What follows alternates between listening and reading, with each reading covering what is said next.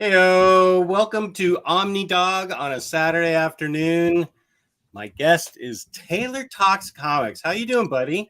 I'm doing great. I'm actually had some internet issues again, so I'm actually at my local library, and they have like an AV studio. Oh, they have a studio in your library. Yeah, so hoping this works out. So far, so good.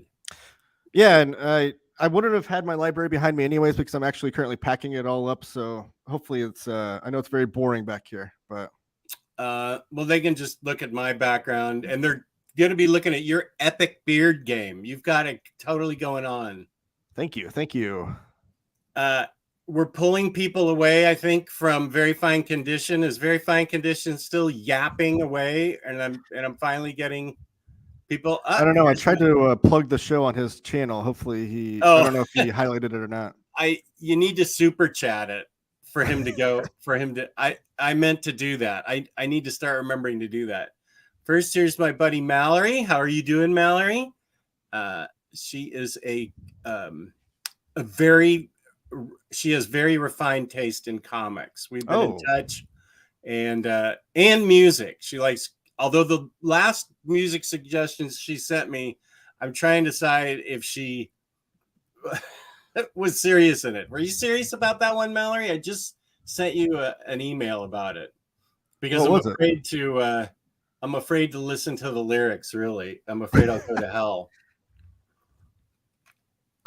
But Space Monkey's here. What up? Hey, he's joined me on some of my live streams before. Oh, Space Monkey has? Yeah. Okay, good. Freddie, I've never heard of this OmniDog, so why is he on my notifications? Dude, because like everyone else, you love me for some weird reason. Maybe you found a way to automatically notify people of the show, whether they subscribe or not. It's like with that time when U2 put their album on everybody's iPhone without anybody knowing it. Do you remember that? U2. Yeah, that's right. And then they try to tout it as like the most downloaded album ever. It's like, yeah, because you made us download it. Yeah, it came with your own phone. It came with a new phone, but it downloaded to everything else, right? There was already anyone that had an iTunes account had downloaded to.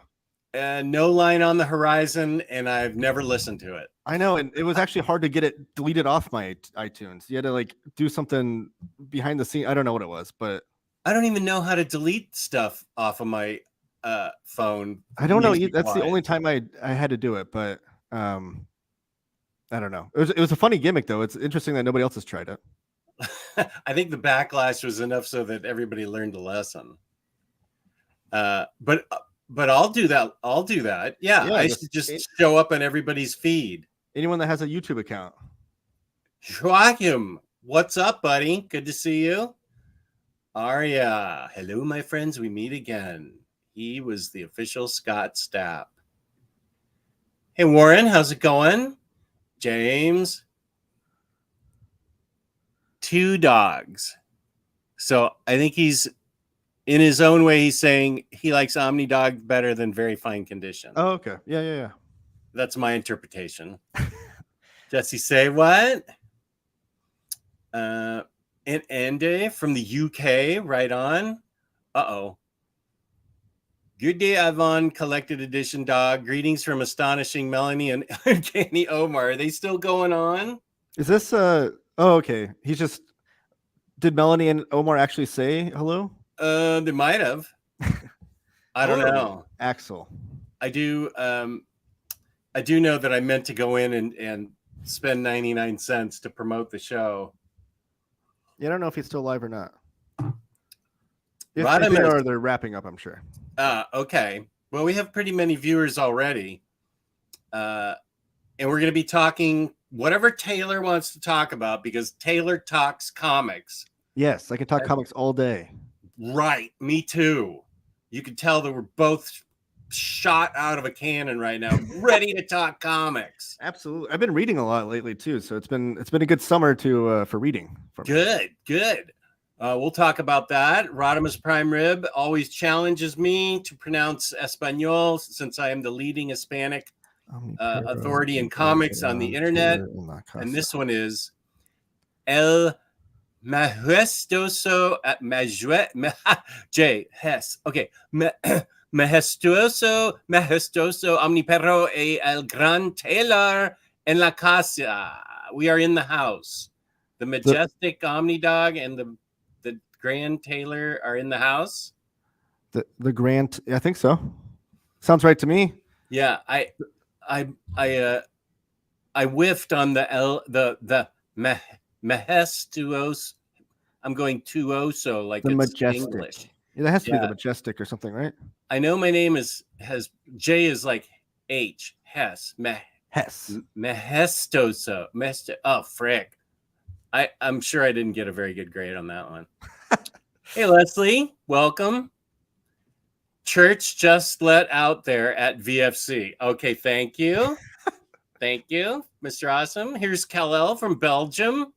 We're doing great, as you can tell. We are doing great. Omar, oh yeah, I texted him. Omar is calling Jess out for texting him to get comic book information for the afternoon stream. That is totally not true. I was texting him, and I feel like, where's my phone? Oh, did I leave it upstairs? I think I was texting him for comic book information. For today? No, not for today. Just okay. General knowledge. And then I said, "Oh, you're probably on the air. Sorry." But no, he doesn't know anything about the comics we're going to talk about. No, we're not talking X-Men. So yeah, Chris, did I already say hello to you? If not, hello. Oh, that's the picture I like from the variants. That was the first book I read in my. It's turning out to be the summer of Marvel trade paperbacks. I'm trying to read a bunch of Marvel. I've had the opposite. I'm reading a lot of DC, actually. Oh, good. Well, that's what I started out with, so we can exchange info. What up, William Lee? Brian, the new dynamic duo. Thank you. Rahul is here. Kane, good afternoon. I'll catch the show later today since I'm heading out. Have an awesome day, everyone, and stay cool out there. Yeah, it's like 95 here. Yeah, it is. It's hot here, too. Okay, she's very serious. Okay. Twin Temple. Yeah, she calls them satanic doo-wop. Oh. And I'm like, okay, if this is real, I can't resist. So I have to listen to it now. I used to be quite the music aficionado, but I've never heard of that genre mashup. I know. Now that it's out there, I'm kind of bummed that I didn't think of it myself. I'm making a note of it. Yeah, I've got to listen to that as doo-wop. Did I say 2? No, you said 1. Oh, yeah. At least that's what I thought, because I said 1 o'clock everywhere I put it. Yeah, let's see. I'm pretty sure I said 1. Are you Eastern time, Josh? Maybe that's where the kerfuffle came. Yeah, he is. Thank you. This is what awesome Andy Warren Johnson had on the first day at Heroes. Oh, he was wearing it? Yeah. Yeah, Bill Sienkiewicz, he's just amazing. Yeah, and this shirt is not expensive, and it's super high quality. Where'd you get it at? Instagram. Oh, Instagram? Yeah, I subscribe to, I think they're a t-shirt place. I need to go get my phone. So, wait, did I get... Okay, I can't live without my phone, so just a sec. We're going to go up. Do you want me to... Oh, okay, that's fine.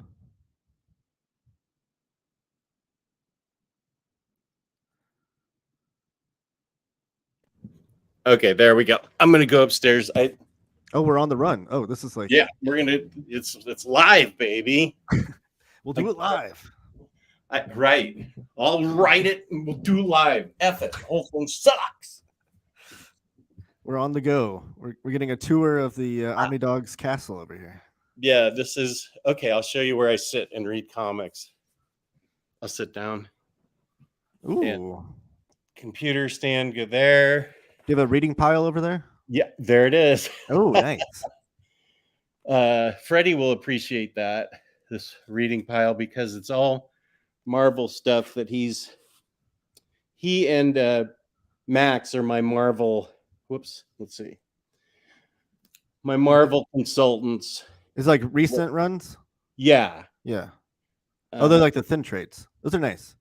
yeah, let's see if I can get them better. What's happening here? Why is this not working?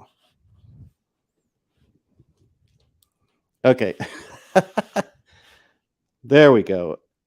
This is my to read pile. Fantastic. Ooh, Fantastic Four Life Story. I need to read that. By Mark Russell. Yeah. And then I already read Tarot. There's 2 Defenders books. There Are No Rules. And there we go. Beyond 2 Rainbow Rowell She-Hulk books. Oh, Shang-Chi. Shang-Chi, 4 of those. That one, yeah, came straight from Freddie. And then Punisher War Journal by Groenbeck, and The King of Killers book 1 by Aaron. That one's supposed to be really good. The Punisher, Jason Aaron one. Yeah, that's the one. They teased. Did you see the tease for San Diego Comic-Con about the Punisher's next chapter? I guess I did not. They teased that they haven't revealed like the creative team or anything. It just has like a silhouette and it says who is going to be the Punisher or something. So I guess it might not be Frank Castle. Ooh. But at least it puts down the rumors that people keep speculating like Marvel's done with the Punisher kind of thing. Okay. And now we're going back. I was excited to see that San Diego Comic-Con was teasing comic book news. Oh, because everybody's on strike now. Yes, because everyone's on strike. But I hope that going forward it becomes a normal thing too. Did you watch? I just watched this recently because my friend Connor tipped me off to it. But I've been getting into a lot of DC Rebirth, reading it for the first time. Did you ever watch the big panel they did for like the launch of DC Rebirth? No, I didn't. Jeff Johns and Jim Lee and like they like brought out the creative team of each book. Oh, what? So was that around 2016? Yeah, it was before the DC Rebirth or the DC Universe Rebirth special came out. It was like right before that issue launched. And I just ran across that. Yeah, and it had so it had Jeff Johns, Dan Didio, and Jim Lee, and then they brought out the creative teams for each oncoming story. Like the Flash team came out, the Batman team came out, and they all talked like kind of pitched what their stories were going to be about and whatnot. But it's just a really cool like presentation and a way to hype up a whole new line of comics. I kind of wish Marvel and DC would do a little bit more of that. I didn't see anything like that. If that was 2016, no, I didn't. I think I just started doing OmniBros, and I did. That's how Riley and I became friends, through his Tumblr and his YouTube, more through his Tumblr. Anyway, I loved Rebirth. Yeah, I'm loving it so far. So, okay, so you haven't read any Rebirth?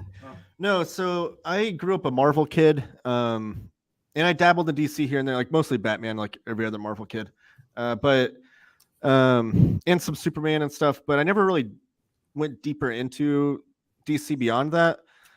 In my adulthood, I pick up things here and there, like this special miniseries, like Wonder Woman, Dead Earth, like those kinds of things. But I haven't read like any ongoing DC, especially not anything modern. But since I was reading Silver Age Flash, which we talked about in our last episode, I was kind of like getting into this kick of wanting to read a bunch of Flash. And so now I've been doing this thing, which I think might be my new go-to. I love the idea of reading like a whole character's history, like throughout, but not reading it in order, because reading it in order could be kind of cumbersome because you're like constantly just like reading Silver. It can be kind of like, it's a lot. Yeah. But bouncing around, I'm still picking up on little Easter eggs and whatnot. It's not really confusing as long as you start with where like a new run starts. So I've been reading, I started with Silver Age Flash, and then simultaneously I was reading the New 52 Flash by Francis Manapul, that run, which the artwork was mind-blowing. I absolutely, the artwork in that run, I need to get that omnibus because I was reading it like from my library actually, where I'm sitting. But then I got to the end of New 52, and my friend Connor, who I aforementioned, he's like he's my DC expert. I know you said you had some Marvel experts helping you out. And he was kind of like guiding me through how to jump onto Rebirth. And so I've been reading Flash Rebirth. And I think one thing I didn't even expect this, but one thing I've realized is that Flash is a really good character to follow through modern DC because he touches on all the big events so far, at least like the Button, the DC Rebirth special he had played a big role in, Doomsday Clock. So he's kind of a good character to kind of guide you through modern Rebirth DC. But I'm reading the Joshua Williamson run right now, and I think I finished the Button a couple nights ago. I think I'm around issue 30 of Williamson's run, and it's amazing. I having a blast with the Flash Rebirth. You know, if you are interested, I'm sure James Abel can find you. I have a couple of DC Rebirth. I watched both of those actually a couple weeks ago. Okay. but James, please show them for everybody else, the links for them. But I watched both those because they were really good guides too. It was you had what to pick up in deluxe and what to pick up a trade, or maybe what to pass on. And you had great things to say about everything to do with Rebirth. I think the only two you were kind of down on were Justice League and Suicide Squad, if I remember correctly. Yeah, right. Well, and I bought all of Suicide Squad anyway because it had Harley in it. So, but I did not get Justice League. But then that's the funny thing: the Justice League versus Suicide Squad book was actually really good. Yeah, the separate series themselves weren't very good. Yeah, I was on board for New 52, and then figured out I think I have some New 52 videos too. But then I was really into Rebirth, and I was also making videos at the time. So that's one of those were some, and then I did Rebirth 5 years. It must be the 5 years later ones that you were looking at that I made. Yeah, I think that's what it was a couple years ago. Yeah, so that makes sense. Yeah, the videos were from a couple years ago. I mean, oh, and here's Bar. Happy Saturday to people. Hey. Missed you, Jess. I miss you too, Bar. I meant to write you this week and see how you were doing. But I got my time sucked in by Mallory sending me satanic doo-wop emails. I think are you still pretending you don't know me? I think we have to go through the like phase before love, Mr. Vault, I assume. Bar says hi to you. Hey.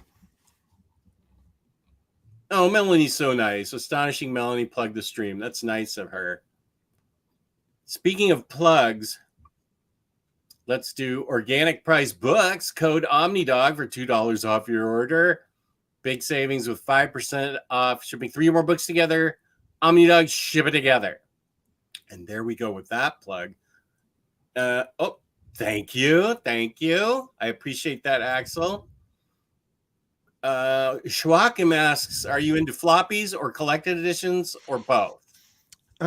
Mostly collected editions. And that's kind of how I've always been. Like when I was a kid, I used to pick up like the quarter bins and stuff like that, but I never had a pull list actually until a couple years ago. I tried it out, and it was never had a pull list. I know it was a fun experiment. Hashtag fake nerd.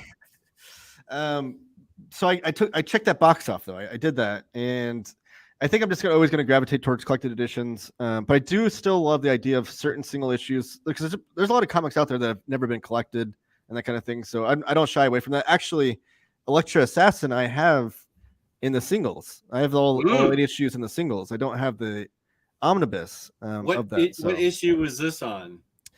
Is this number 1? I don't think it was the first cover. I think it was cover 2. I don't know. Or 2? Okay. Now you're really questioning my.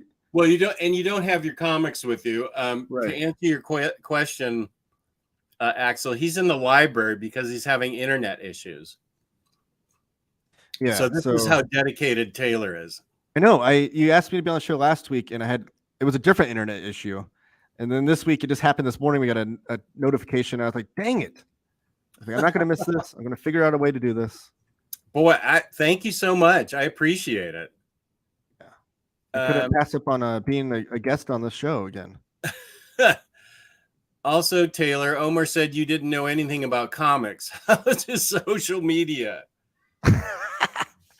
Oh, Wow, so he now really said that? he's taking swipes at both of us. I'm used to it, but now he's going What after the- a social media guy. I know. I'm going to. I don't know what I'm going to do. Call him out on that. I do have questions for Omar sometimes about X-Men related things. Maybe that's maybe that's how he judges people. Your X-Men knowledge. That's how he judges how good your comic book knowledge is. Oh, well, then it's only him because I know that's how nobody he else stays on knows top. those dopey X-Men things like he does. To answer your question, Joachim, mostly I would say I'm 98% collected editions, but then I like to collect Harley variants. I just discovered 2 full short boxes, starting with New 52, which is where I fell in love with Harley. I I discovered New 50, and I sort of remembered that I had these back in the old house. I've got everything up to a certain point in New 52. I've got everything up to a certain point, including variants, New 52 and Rebirth and Suicide Squad. But I've also got, because these things weren't collected, the Carl Kessel and Terry Dodson run. Oh, At the time, they hadn't been collected. So I have all those in floppy. Then I have Gotham City Sirens in floppy. So yeah, I have, and here's the thing. I don't really want to sell them, and so I'm not going to. why not though? Why do I not want to? Yeah. I'm emotionally attached to them. Oh, okay. Is that how you got into those runs? Was you were collecting it every week or every month in singles? Yeah, at 2012, I think, is when New 52 started, and I'm ballparking that. And I started getting back into collected editions around 2008 at Third Eye Comics in Annapolis. And now his empire has grown to like 7 stores around Maryland and Virginia. The guy's an incredible businessman. That's Steve. How many did you have back then? Oh, back then it was a store about the size of this room. And So just one? I can say wow. I've been with him since the beginning.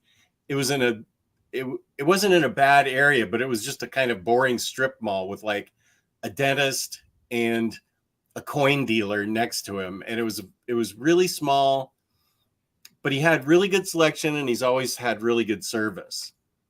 Let's see. So then he moved into another store. I think this is his 4th Rebirth store. This is his 4th expanded edition store. I feel like this 4th one is like the size of a warehouse, and it's got everything you could possibly want. And he's always had a store in like Lexington Park, Maryland, which I visited a couple times. What was my point? How did we get there? Oh, so I started reading New 52 because it sounded interesting to me, and that's where I first started reading Harley. I hadn't seen the cartoon yet, or the animated series. Sorry. I hadn't seen the animated series yet, and I really just started liking her a lot. And back issues for anything that I didn't already have, like the Carl Kessel run or Batman Adventures, except for number 12, were actually, number 12 was reasonable back then. Do you own a copy of that? I do not. As somebody, I had several copies of that at one point, and people kept throwing gobs of cash at me, and I don't think I kept one for myself, because I think maybe once I don't have to do private health insurance, my collecting might change, where, well, now I don't want to pay $1,500 for a copy of Batman Adventures 12. I'm the one that's selling that, so I don't want to be the one that's buying it. But I did have it multiple times. And what was my point? Anyway, yeah, that's where I fell in love with her, with Jimmy Palmiotti and Amanda Connors and Chad Hardin's art. And then I've been following her ever since. So And was it that? So it's interesting you didn't have a tie from the animated series. Did you? What was the first? Like, what made you first buy an issue of Harley? I I bought every first issue Oh, okay. of New 52. And if I liked anything, I continued. And if I didn't, I didn't continue. Like, oh, Hawkman, I don't think I dug.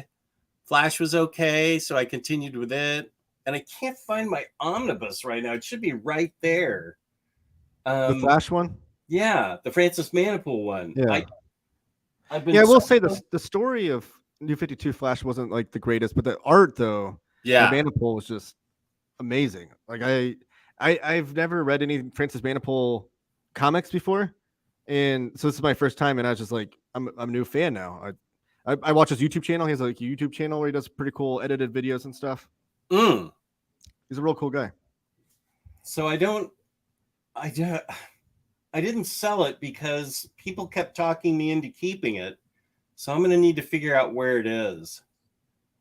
Because it is interesting though, through my Flash, even though I'm hopping around different eras, I've still have only read Barry Allen Flash stories. I haven't read anything Wally West when he was a Flash yet, which I will get to. Whenever I'm gonna have to get the Mark Waid and the Jeff Johns omnibuses. So I'll get there. But it's just interesting that now, like, I know everyone has like, no, this is my Flash and that's your Flash kind of thing. Yeah. Barry Allen, I think, is just kind of like growing to be my Flash now because I've read the Silver Age stuff and then I'm reading the modern stuff where he is still the Flash. So I think Barry Allen's gonna be my Flash. And I think that's awesome. He's my Flash, just like Hal Jordan's my Green Lantern. But I get how certain Green Lanterns, there's John Stewart, Guy Gardner, they appeal to people. And it's funny that we have our Flashes and our Green Lanterns. Mm-hmm. Superman and Batman, pretty much the same, but we have different. And it depends on the animated series. Those cartoons, that's how people got to know like Green Lantern or Martian Manhunter and stuff. Yeah, like that's what pulled them in initially for sure. Was like, because I think John Stewart was the Green Lantern on the old Justice League animated series back in the day. Oh, okay. So I think that's why a lot of 90s kids associate with him as their Green Lantern. But then also in the comics in the 90s, it was Kyle Rayner, right? Right. Oh, yeah. That's Gabe's Green Lantern, Kyle Rayner. Yeah, I think that's what Very Fine Condition says is his Green Lantern also. Oh, okay. Rodimus says, yes, majestic and great. Getting a B on that one. That's generous. Thank you. Freddie says, you got a passing grade. Que es todo lo que importa. That's the grade I was hoping for in Spanish in college. So that's good. Here's a good question. We need to ask Bar that. When's Bar's next appearance? I have to say, this is going to surprise people. I just watched the Wonder Woman movie for the first time recently. The first one? Yeah. I'd never seen it. Because when those movies were coming out, was right around the time I was just kind of done with superhero movies in general. Like I wasn't even watching MCU movies back then. I'm just kind of tired of them. Yeah. I've since then have caught up on all the MCU. But I never went back into the DC stuff. And then I love James Gunn, so I'm excited for that era. But I've been going back and watching all the DC movies. Just why not? And so I watched Wonder Woman, and it was amazing. That movie, I was kind of kicking myself for not having watched it so soon before that. But Gal Gadot, is that how? Bar says it is pronounced Gal Gadot. Gal Gadot. Gal Gadot. She was amazing though, and they haven't announced who's going to be Wonder Woman in the James Gunn era, but I kind of feel like she's like Robert Downey Jr. level Tony Stark. Like I can't see anybody else playing Wonder Woman. Right, I agree with you. Even though the second one had a lot of problems, she wasn't the problem. It was the script that was the problem. But you saw the really good one. That one yet, but yeah. Are there any? Well, that's a question I have for you too, because I haven't read a lot of Wonder Woman. Are there any eras of Wonder Woman that are close to what you would expect from the first Wonder Woman movie, where it's like kind of like World War II era stuff mixed in with like the Themyscira kind of stuff? Well, I would guess you'd have to go back. I mean, the Golden Age, I think, probably hits that. I'm not as much of an expert on Wonder Woman. I'm more of an expert on modern Wonder Woman. I'm trying to think. I would say it's probably the Golden Age.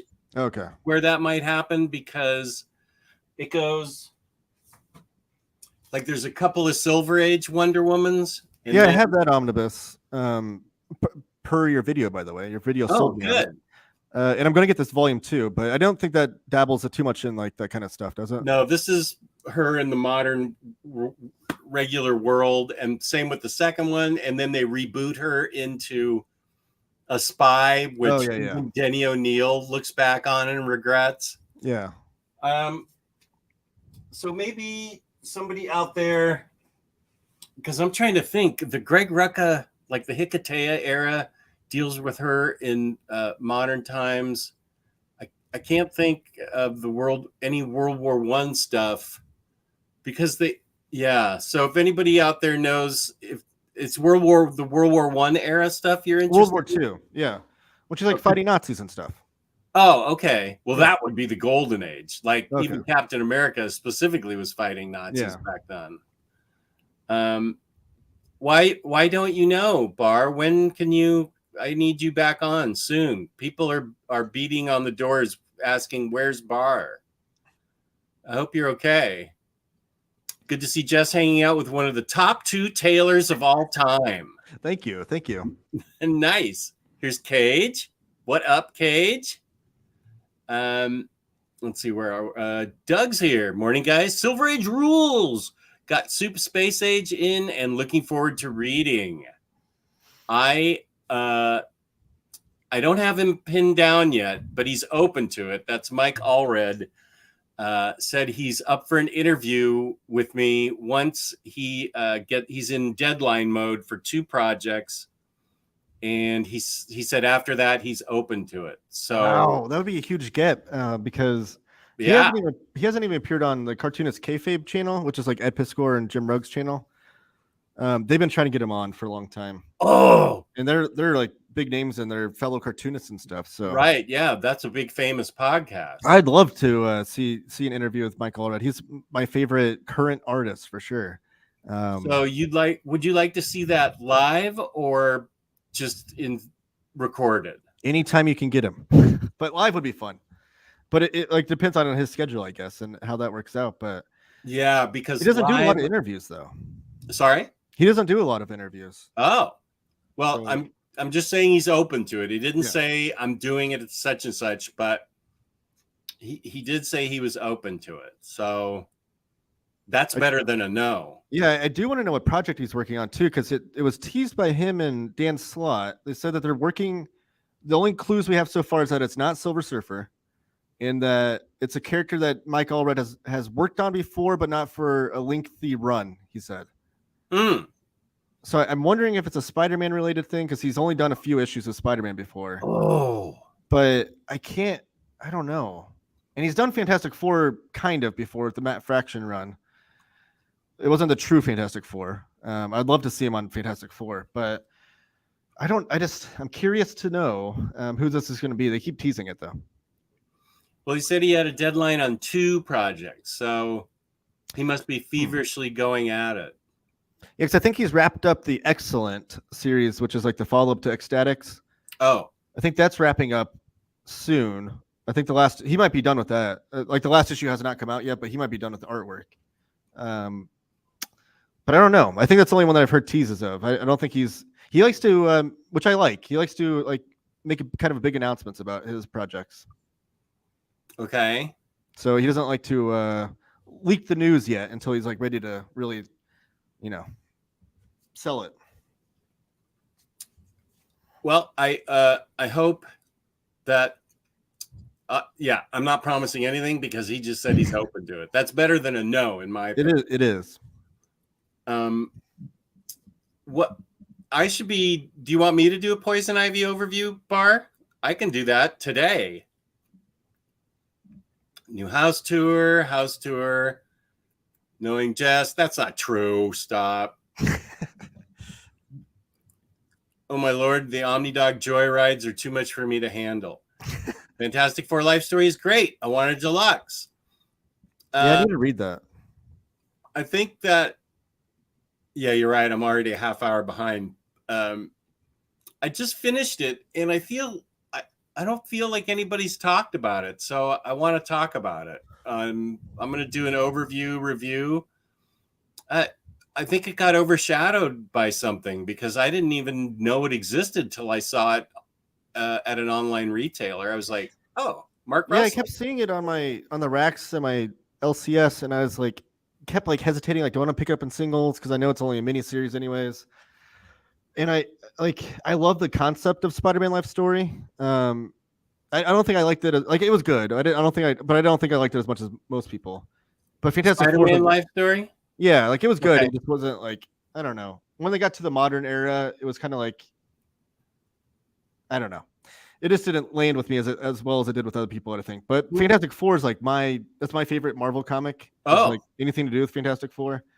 And Mark Russell's great. I think his like satire is so smart. Like the way he writes things, and like he does like social and political commentary, but like it's not done in like a preachy way. Like, it's definitely like on the nose, like it's definitely in your face, but it's not like done in a preachy kind of way. It's kind of just like, these are the things that's happening and this is how it relates to the story kind of thing. He's really smart with it. So I'd enjoy to see how he progresses the Fantastic Four family through the different eras of time and history.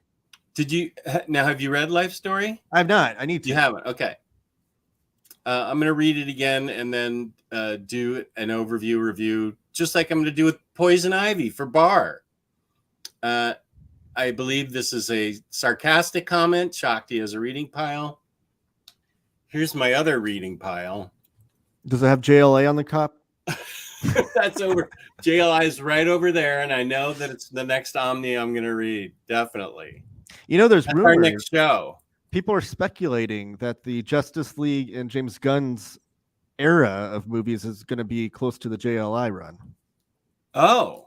There's speculation. He hasn't said anything, but people are saying, like, because he just announced like Metamorpho, like they announced that casting, and people are like, and then they're saying the Blue Beetle is going to carry over. Also, he is a member of that team, even though it was the different Blue Beetle, but still. But people are speculating it could be like a JLI run, which kind of fits in line with what James Gunn does, anyways. That more comedic, but emotional kind of team. So you might want to read it and to get you ready for the JLI movie in 5 years. I want to read it before. Let's see. I promised Scalped to the Omni Bros in 2 weeks. I promised Secret Invasion, which people think I've forgotten about, but I haven't. So I need to read those 2 books. And then I'm just going to pull out JLI and read it. But I have to get through this Marvel read through. But I also promised Scalped. So yeah, what is this? The middle of July? It's a dead middle of July. I will read. Okay, you can clip this, James. I am going to read JLI before the summer is over, 2023. Does that mean like the technical summer? Like I think fall starts. It's like September 21st or something, right? I was thinking more the end of August. Okay, the end of August. September, right. April, June, August 31st. I was thinking 6 weeks from now. All right. I like it. Love the pics on the stairway walls, dude. Thanks. Those came over from the other house. Poor OmniDog. His life is catching up on chat and mountains of comic backlogs. Yeah. Bar's been sick. I'm sorry, Bar.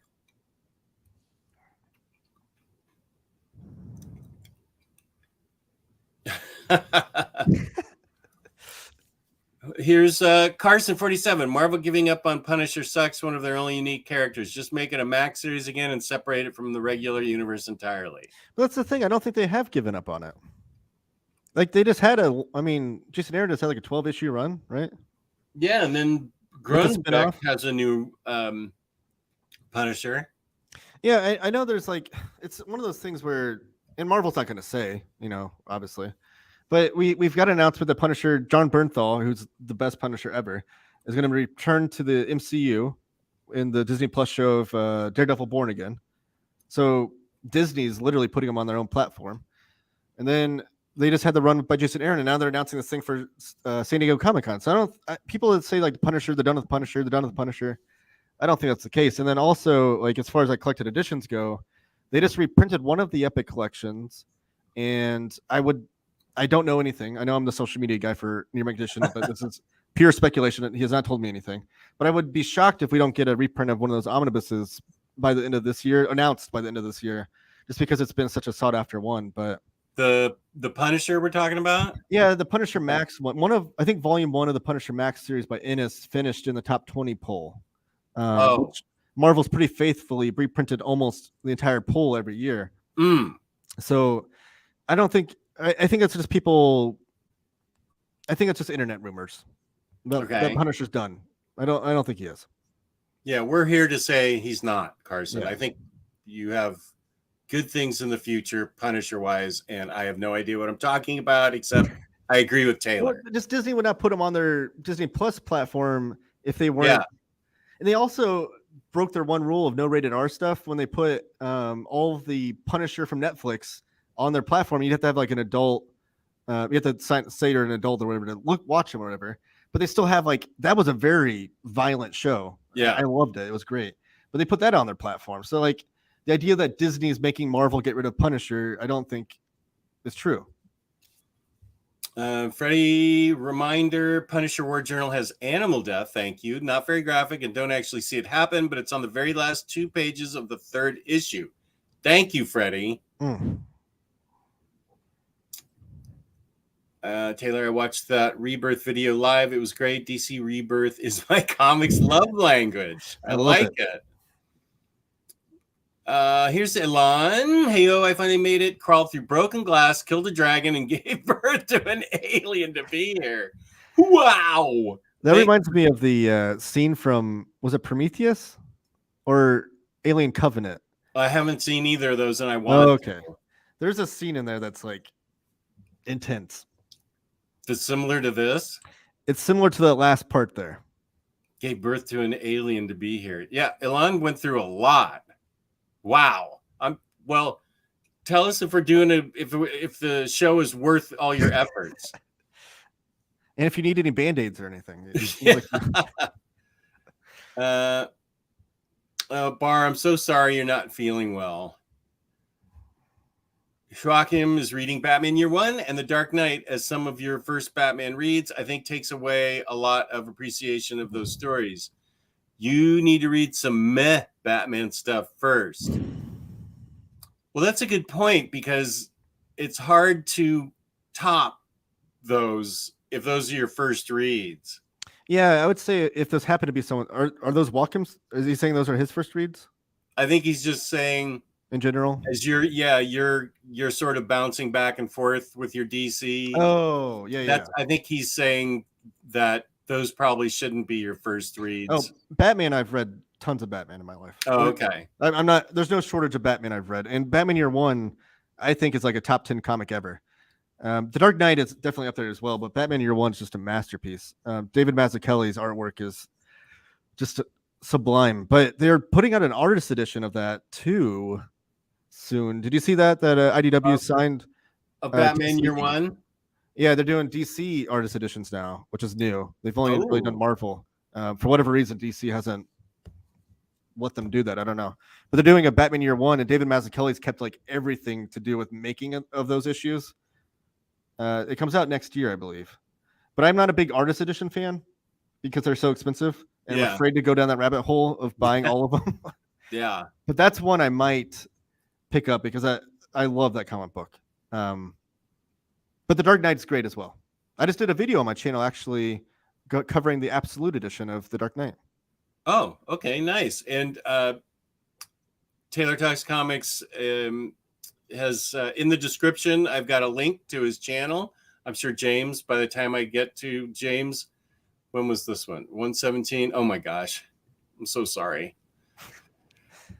Yes, WGA and SAG on strike. All union movies and shows don't have actors or writers, so get ready for 2024 to not have many new things to watch.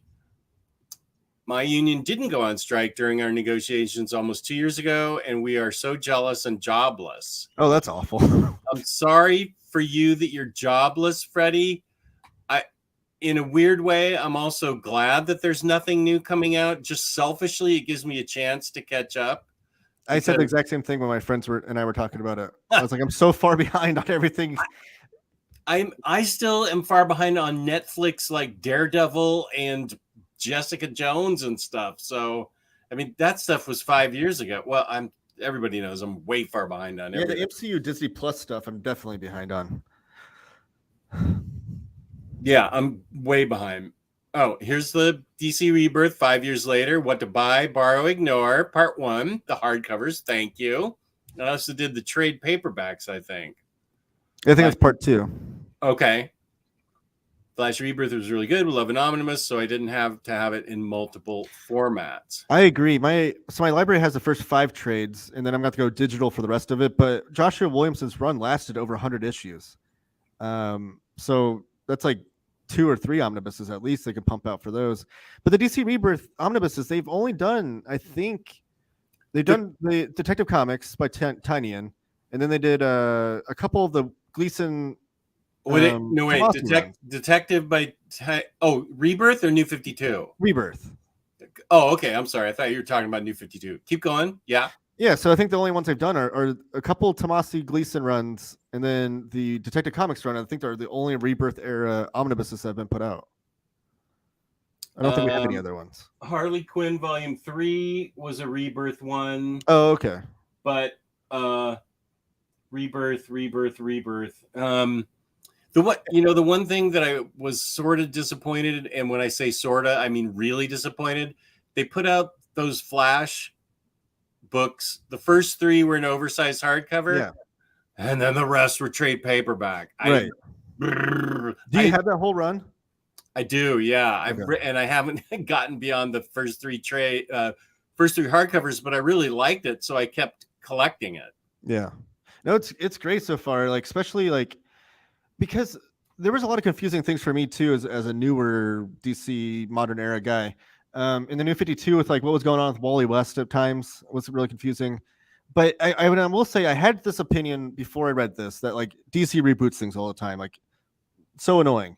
But I will say now that I've dabbled in it a little bit that the DC Universe Rebirth special, the 80-page one shot that they did to kick it off, was an amazing issue of comics. Like that, Jeff Johns did an amazing. I was blown away that he was able to faithfully preserve a lot of the continuity and history that came before. Like they didn't like this wasn't like a hard reboot where they're just like wipe the slate clean and then start over. Like they still hold true to a lot of things that happened, even dating back to like Crisis on Infinite Earths. So they faithfully like preserved a lot of that history while starting a new history. So like the job he did in those 80 pages was just brilliant. I felt like it tied up a lot of threads, but then like planted a lot more seeds to like grow for future stories. Ooh, nice like the 3 Jokers thing was in there, like the tease for that, and then the ending. I don't want to spoil it, but the ending of the special kicked off into the like the button and thereafter, those kind of big stories.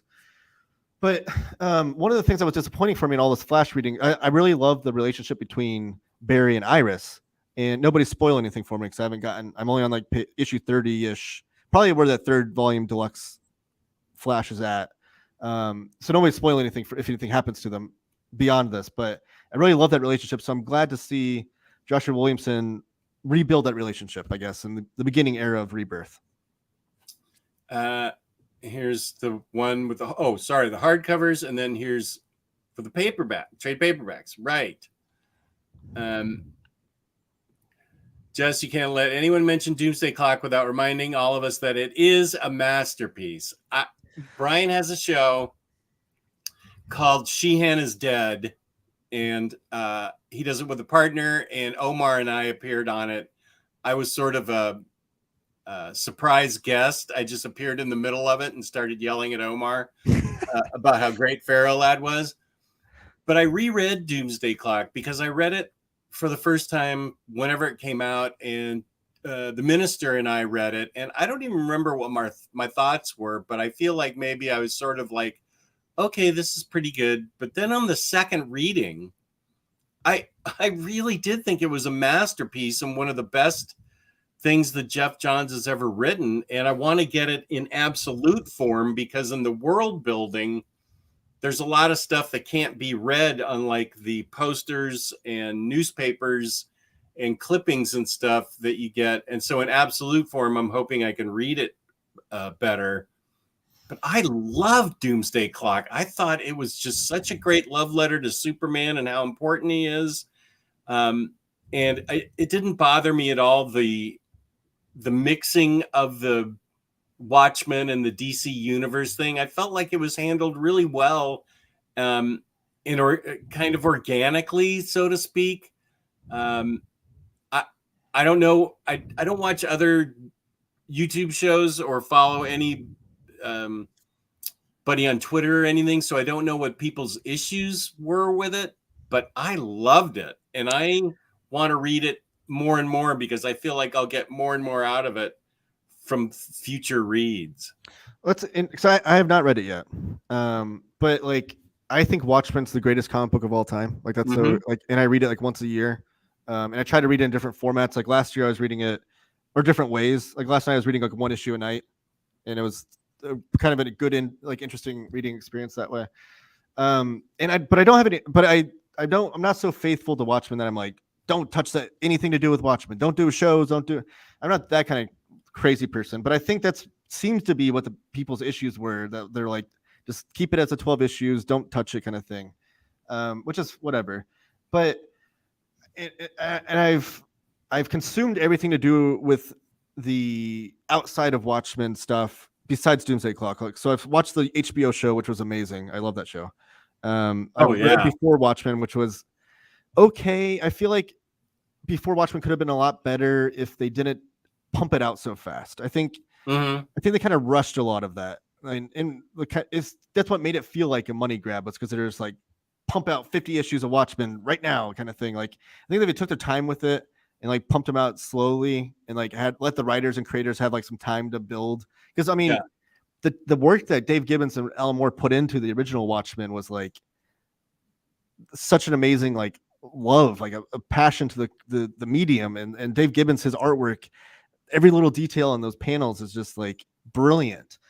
So I think any sort of Watchmen related stuff needs to be given that level of craft, which it seems like Doomsday Clock probably was given that, especially since it was like delayed and whatnot. Right.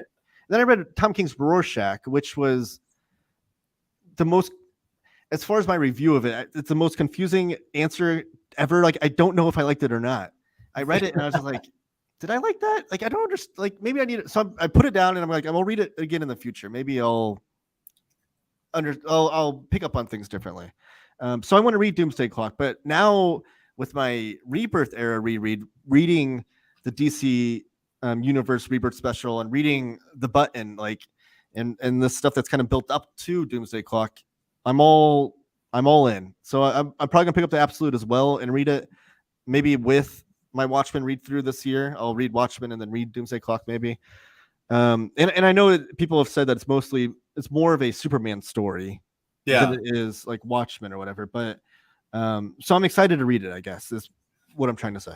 And I will say it rewards people who have there are Easter eggs in there. Even, and this is what I love and what I totally jam Omar up about. There's even a reference to Pharaoh Lad's death in it. Oh.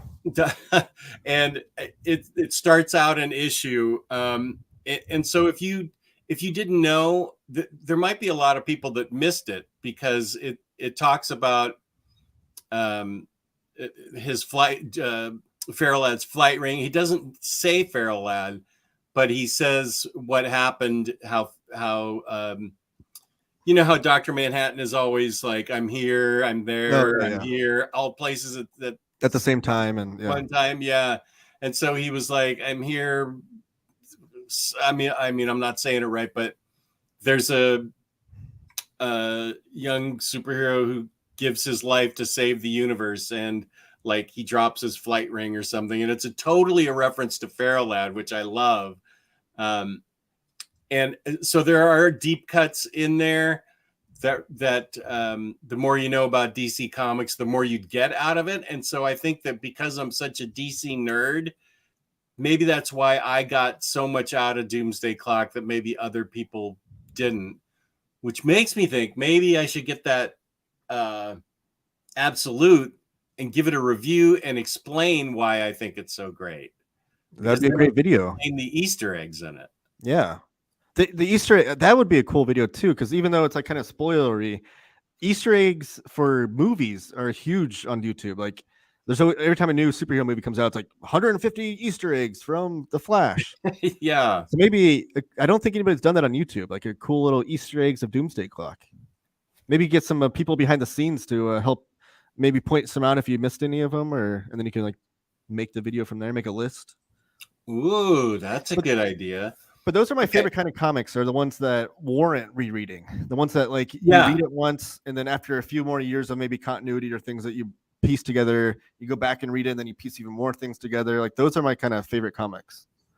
If anybody wants to help me piece together Easter eggs from Doomsday Clock, I will give you credit. I already know about the Feral Lad one. I already know it's Saturn Girl in the cell in Arkham Asylum. Spoiler alert, sorry. But yeah, write me at OmniDog's2 at Gmail, and let's get this video going, because now I'm excited. That'd be a really cool video. And it'd be a different, more unique one too. It's not just like an overview. It's right. That's the cover to Elektra Assassin 1. Okay. So it is number 1. Rick, great. Oh, thanks. Oh, Super Laugh Hard. What up? He's from Scotland. Thanks to Taylor Talks Comics, I finally purchased the 3 fabulous furry Freak Brothers and Other Follies hardbacks. 4 more to go, right? I think so, because I think originally they announced 6, and then they, I think, have said there's going to be another one on top of that. But those are great books, especially if you're in like underground comics. Yeah. Thoughts on Metamorpho, Guy Gardner, Hawkgirl, and Mr. Terrific cast in the James Gunn Superman Legacy? Guy Gardner, I think it's perfect casting. With the bowl haircut and everything? Well, they haven't given him the bowl haircut yet, but it's, have you seen who they cast? I did, and then I've already forgotten. Okay, it's Nathan Fillion. He was. Oh yeah. He was a guy. He was in Guardians of the Galaxy 3. And he was in Suicide Squad. He was Arms Fall Off Boy or whatever. Yeah. So James Gunn already has a history with him. But and as far as the bowl cut goes, James Gunn on Twitter said, like, I just wanted an excuse to give Nathan Fillion a bowl cut. So it sounds like they're going to do that. But I think he's perfect for that role. I think you need like a character actor to play that role. And that's him. As far as Metamorpho, I think was a good casting as well. And then Mr. Terrific, I didn't see who that was. I was not familiar with the actor. Okay. I know Metamorpho from when he was Zaz in Gotham. He was perfectly terrifying as Zaz. Okay, I don't think I got that far into the show then. Yeah, he works for who's the crime boss? Why am I the crime boss? Sorry? Falcone? Yeah. He works for Falcone, Carmine Falcone. Anyway, he was terrifying. So I'm sure he'll be a good Metamorpho. I was not familiar with Hawkgirl actress or Mr. Terrific, but I did just read a huge article from DC about Hawkgirl's history, and I'm all for more Hawkgirl. Yeah, that's the character I need to dive into too. That's down the road. Right now, I think I kind of joked that 2023 is my year of Flash. 2024, I think, is going to be my big Green Lantern read through. And I don't want to make any more commitments beyond that. But at one point, I need to get to Wonder Woman. But I like this dedicating a whole year to one character. That sounds fun. That's a great idea. Yeah. Taylor, do yourself a favor and pass on Rebirth Jail by Hitch. Yeah. Will do. Yeah, not necessary. It's true. I have a whole stack of goiter on my read pile that Cycle Cleveland sent me. Nice. For Freddie owns only certain singles. I think we talked about showing some of those off. Mr. Vague in my memory OmniDog. Yeah, I think our next show, Freddie, was going to be the singles. We were going to call it I don't collect singles with the exception of like these 500 variants or whatever. We were going to call it something funny. So yeah, we are going to do that. Yes, I have Emma Frost variants, and then I also like Psylocke variants. I also like X-23 variants. I've been known to dabble in Rogue variants and Magic variants. I have a little bit of Scarlet Witch variants. And you've been doing the you've been getting all the Harley Quinn. I know you do Harley Quinn variants, but the Harley Quinn variants where she's like reenacting one of the famous covers before. Like she's like Detective Comics 27 and like. Oh yeah, Ryan Sook did those. Yeah. There's a new one that just came out. Shoot, I saw it on somebody's site. There's a new one that I think is coming out or already came out. I need to get a hold of those. Yeah, those are funny, I think. I really like those. Let me clear that. Let's see. Emma Frost. Gonna be hard to top the infamous and legendary Goiter stream. Are you doing a Goiter stream? It was when I did the unboxing and showed all the Goiter that Cycle Cleveland sent me, plus all this other stuff. He was actually pretty darn generous. It was really a nice gift for him to send me. Was that one of your live streams? I missed that one. I think it was like last Sunday. It was like a spontaneous stream where I got it on a Friday, and I thought I think it'd be fun to do an unboxing and not even know what's in it. So that's the day you asked me to be on too. I could have been there to witness this unboxing. Yeah, you could have been. Yeah, but you're here now. My dang internet. Yeah. Hey, Craig, what up? I really should sell all of my Batman comics, but the hassle simply puts me off. Over 2,000 comics that I can't be bothered to put in new bags with boards. They're not even bagged and boarded. I should fly over there and help you do that, Sonny. I love bagging and boarding comics. And we could put on music in the background. I do agree. Selling stuff is a hassle at times. That's where I am now because I'm unfortunately moving for the third time in 3 years. It's the worst thing ever. So I'm currently packing all my books, and I think I got to the point now where I'm like, I just kind of feel like wanting to burn my whole collection and start over because I was like having to package them and then move them again is just like such a pain in the neck. So I've actually been like picking out a whole stacks of books. I'm like, I'm just going to sell these. But then I'm like, but I still have to package them and ship them out. Like, ugh. Right. But oh yeah, I know. Oh, I'm with you both. I'm with Super Love Hard, and I feel your pain too. I think it's funny that I actually thought I was going to pack up these books and move them. It turned out to be 85 boxes, and I'm practically 85 years old, so there's no way I was going to do that. I mean, those guys packed them so well, and humping those things over here, what a fantasy world I live in to think that I could have done that. And so I'm in the process of selling off everything extraneous, and that's going to take a couple of years. Books and toys and stuff like that. But yeah, moving is truly, and it gets harder as you get older. I'm sorry to tell everybody this, but like when I was 30, it probably would have been okay for us to move, no sweat. But it was so hard for us both on this last move. Yeah. And we sold tons of stuff. We gave away tons of stuff. Yeah. And I still have to give away tons of stuff. So I don't mind packaging stuff up for eBay and stuff, but I get what Sonny's saying here. 2,000 comics. How do you even sell those? And he probably has some really nice books in there that are worth something. Mm-hmm. The fact that you don't have them in bags and boards, Sonny, I want to fly over there. We'll put Idols on in the background, and we will just bag and board comics for like a week. And you can take me to your favorite haggis stands. Craig has been reading the Williamson Superman run in single issues, and that's a really fun read so far. I will say, so Williamson, I've never read anything by him either. Like I always wanted to read Nailbiter, but I haven't.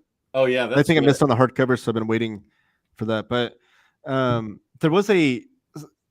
So I'm like I said, I'm a big music fan. And Death Cab for Cutie is like my favorite band.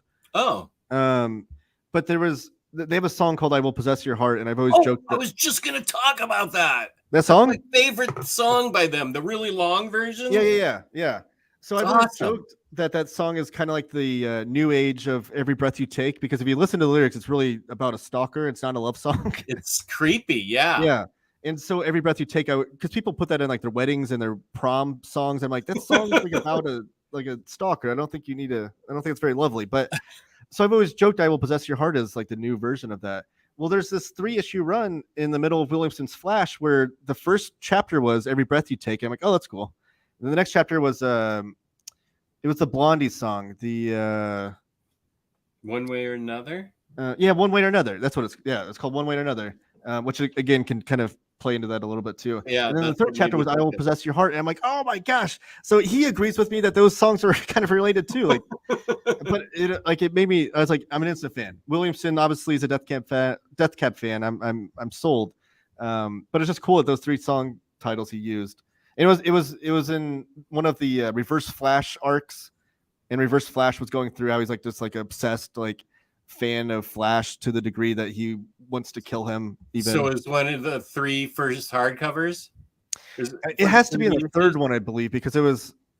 I haven't gotten. I don't think I've gotten to issue 30 yet, which I think the first 30 some issues should be in those 3 hardcovers. I need to. It's right after the button. Okay, and are you familiar with the pre-New 52 story that the button is referencing? The Batman, the Knights of Vengeance pre-New 52 story? I don't think so. Which is the greatest Batman story ever written. It's like 3 issues, Knights of Vengeance. You need to read that because that's what the button bounces off of. Oh, Bruce Wayne's father, Thomas Wayne. The pre-New 52. Okay, Flashpoint. I'm sorry. It's Flashpoint. Yes, I read Flashpoint. Okay, did you read the Batman story in that? I didn't, but I just read the Flashpoint mini, like the 6-issue or 5-issue series. I didn't read any of the tie-ins or anything. Oh, you didn't? Okay. Well, you need to read that because that's what the button is specifically referencing, and how now they're actually making Thomas Wayne sort of like Old Man Logan. Has become part of the Marvel universe. Yeah. I feel like they're pulling, I don't want to spoil it for people, but I feel like they're pulling Thomas Wayne in, well, they already have in some iterations of Batman, because there's only 55 titles of Batman going on right now. But first of all, it's Brian Azzarello and Eduardo Rizzo, and I went up to Brian Azzarello at Baltimore, and I told him that I'd been reading comics for 50 years, and that was the greatest twist that I had ever seen. And of course, this is about 2 seconds after I slammed his Batman Damned on the air. It said it was the worst piece of garbage. Yeah. So I conveniently did not introduce myself or say anything because I lost some fans that day when I slammed it. But he was actually, very nice, very matter of fact. And he's I'm surprised nobody ever thought of it before. Whatever the twist is, I'm not going to spoil it for you. DC wanted to continue with that. And I said, no, we need to leave it alone. It needs to stay just as it is. So I'm hoping that they just leave it alone, because to me, that's the best Batman story, because it's so well done and such a great surprise and such an interesting take on Batman. So I really recommend that to help you understand the button issue. Is that collected in the Flashpoint Omnibus? Do you know? I don't know, because I had the Flashpoint custom bound, the whole thing. Yeah. Even like Canterbury Cricket or whatever it was, all these dopey issues. Let me look it up. So I don't know where it's I collected. consider getting the Flashpoint Omnibus because, like I said, I only read the main story, and then my friend Connor, who's my DC expert, he told me there's a really great 3-issue run of like Kid Flash also. Oh, okay, yeah. Spins out of Flashpoint. Philip Kennedy Johnson sings the praise of Third Eye. Yeah, he's from around here, so he goes there a lot to sign books.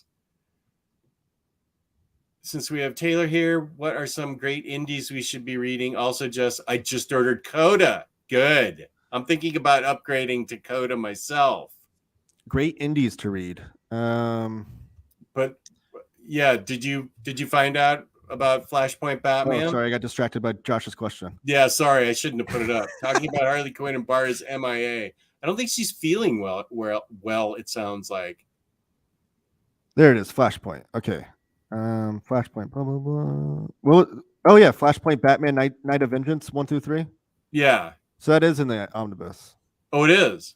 Yeah. That's good. I hope there were some tie-ins that were good. There were a lot of tie-ins that were dreck, but some tie-ins were good. That was one of the best. That's one of the best Batman stories I've ever read. The Canterbury Cricket #1 though, that wasn't good. I was like, what? How are they making me buy this? Why am I buying this? I questioned myself the whole way, and I said, if I'm going to have this collected in a custom bound edition, it has to include Canterbury Cricket. Whoever the F Canterbury Cricket is, I can't even remember now. But is Canterbury Cricket in the omnibus? Yeah, that one is in there. Canterbury Cricket #1. Oh my gosh! It sounds like your mapping of your custom bind was right on point. Can we possibly have an intermission between streams today? I'd like to get some popcorn, a Coke, red vines, and an ice cream along with a bathroom break. I heard you're going for that 5-hour record. No, there definitely has to be a break between. I have another really good person on at 8:00. There will be at least a 3-hour break, and I don't want to. Taylor's got a life. I don't want to keep him on here till 7. Normally, if I was at my house, I would say yes, but I don't know if the library's going to kick me out of here. I have it reserved until 3 p.m. So I don't know if at 3 they're like, get out of here or not, but we'll see. Wally will always be Kid Flash to me. You might change to Wally West once you read the Mark Waid Omni. Yeah, so, and I love Mark Waid's writing. Like, he's one of the best superhero writers ever, in my opinion.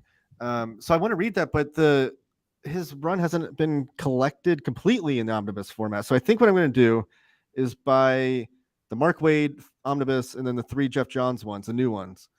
And I think I'm going to read the Jeff Johns ones first, even though they come second after Mark Waid. Because I don't want to read the Mark Waid omnibus and then have a big gap until the next one gets collected. So I think I'm going to read Jeff Johns first, and then I might hold off on Mark Waid until the next one comes out eventually in 5 years. I have all those in trades, and I was just like, it took me too long to collect all these. I'm not. And I do have the Grant Morrison Flash trade that takes place like in between in the middle there, which I don't know if I'll collect that in the omnibuses. So I have that trade ready to go already. Right. Manipool had a short-lived run in the Rebirth era called Trinity, which I found amazing, but it got canceled, I think. I heard that. I might read that just for his artwork. Jessica Cruz is my Lantern, but John Stewart was my first. Ryan Reynolds is his Green Lantern. Josh, there you go, Bar. I can be your PR agent. What guiding light? Oh, now they're talking Puerto Rican soap operas here. Okay, you guys with Freddie. Gal Gadot is amazing as Wonder Woman. Gosh, I'm way behind. Oh my gosh, I'm almost an hour behind. That's crazy. This don't ruin your Wonder Woman movie experience to watching the second way. You can totally avoid it. Yeah, I kind of feel like I'm going to watch it, but it's okay. Go ahead. I can separate the two. If it sucks, then I can just be like, okay, I don't need that. I'll watch the first one. Yeah. George Perez is the best Wonder Woman. You must read Perez Wonder Woman. Also, New Frontier has a good portrayal. Yes, New Wonder Woman. Frontier is another comic that I might put in the top 10 ever. I love New Frontier. And that's World War II-ish era, You're right, it is. Yes, because Yeah. it's like bleeding in from the golden to the silver age, kind of. But Yeah. But New Frontier is just amazing work. Darwin Cook, that's like his masterpiece. Even though I don't know that Darwin Cook ever did a bad comic, anyways. Like Parker's amazing as well too. But New Frontier, just like I think too, because he was writing in just the craft of it's almost I kind of describe it to people as like DC Grand Design because it's almost like what Ed Piskor did with X-Men Grand Design, but it's kind of like Darwin Cook taking the DC universe and telling kind of how it started, I guess. But great stuff. Mr. Awesome likes. Well, I also love the Rucka Wonder Woman. What's the best way to read Rucka's Wonder Woman? Excuse me. There's 3 trades I think that came out pre New 52, and then there's the Rebirth Rucka Wonder Woman. I would start with the. I would start with the trades. Here, wait. Let's just go look at Wonder Woman. Okay, this will be good. Because I think I have both Ruckas, and then I can look at the Flash too while I'm there. Because I definitely want to read the Liam Sharp era because Liam Sharp is another one of my favorite artists. Really great artist. Yeah. Okay, Wonder Woman, Greg Rucka, one. Okay. Wait, I have. Oh! Who is this? That's not. Oh, that's William Messner Lebs. Okay, so Wonder Woman by Greg Rucka. Let's see what era this is.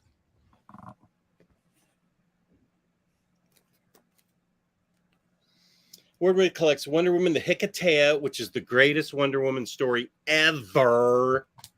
Oh, it's so fun. When was this written? Wonder Woman, the Hecate, 2002, 2004. So yeah, that's this is pre New 52, and it's 3 volumes. And it's like a thick trade? Yeah. Or thick trades, the 3 of them? They are 3 thick. Whoops, where'd it go? Oh, I think my LCS has those. The spine looked familiar. Yeah. Yeah, I think my LCS has those. These are great because it's Greg Rucka. And then up there is the Rebirth. And did they collect all of Rucka's Rebirth Wonder Woman in oversized hardcover? Oh, you're muted, Jess. Oh. I don't think you can see it. Jess, if you can hear me, you're muted. Sorry. Oh, no, you're fine. So did all of Rucka's Wonder Woman and Rebirth get collected in deluxe? Yeah. Okay. Books 1 and 2. Nice. Okay. So just those 3 trades and then the 2 deluxes? And you'll be set. Okay. Yeah, for Rucka. Well, that's easy and manageable. Yeah. Oh, here's Johnny from Finland. My sister got the Nova Omnibus. Thanks, Jess. And finally got the Superman Shazam First Thunder Deluxe Edition and the Power of Shazam. The Worm turns in the mail today as well. Nice. Have you read the Denny O'Neil era Shazam stuff? I haven't. Okay. I think they pumped out like 3 hardcovers for that. And they might be standard size, but I think they put out 3 hardcovers of that I have no problem with standard size. I've given in. Yeah, I don't either, but I just want to read it. And unfortunately, one of my most wanted things to be collected is like Otto Bender era Captain Marvel, but I just don't think it ever will be. Oh, yeah. Problematic, as they say. Yeah, but I don't know. Like,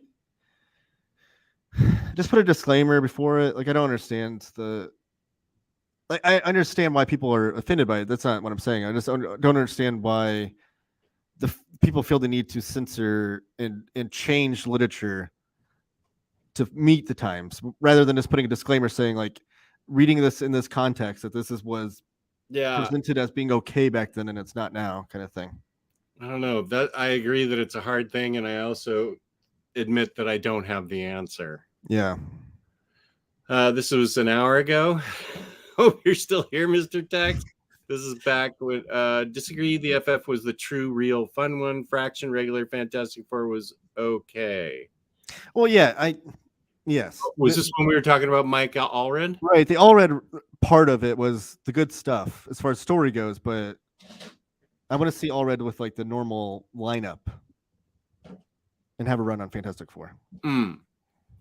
Mr. Tex just made an eBay purchase and have buyer's remorse. The price might be too good to be true. This was at 138, which is almost an hour ago. Well, you gotta tell us what you bought so we can judge whether it was worth it or not. Yeah. And while I'm catching up, Taylor, you can talk to Rick Ray about what your favorite comic is this year. Let me hit up my Goodreads real fast. I've read a lot of great comics this year. But Williamson's Flash will probably be up there. I know I read something recently that was like, that's definitely my best read of the year so far. Oh, Deadly Class. I read the first deluxe edition of that finally. That was really good. I love that. I read Firepower by Kirkman. That was not. You didn't dig that?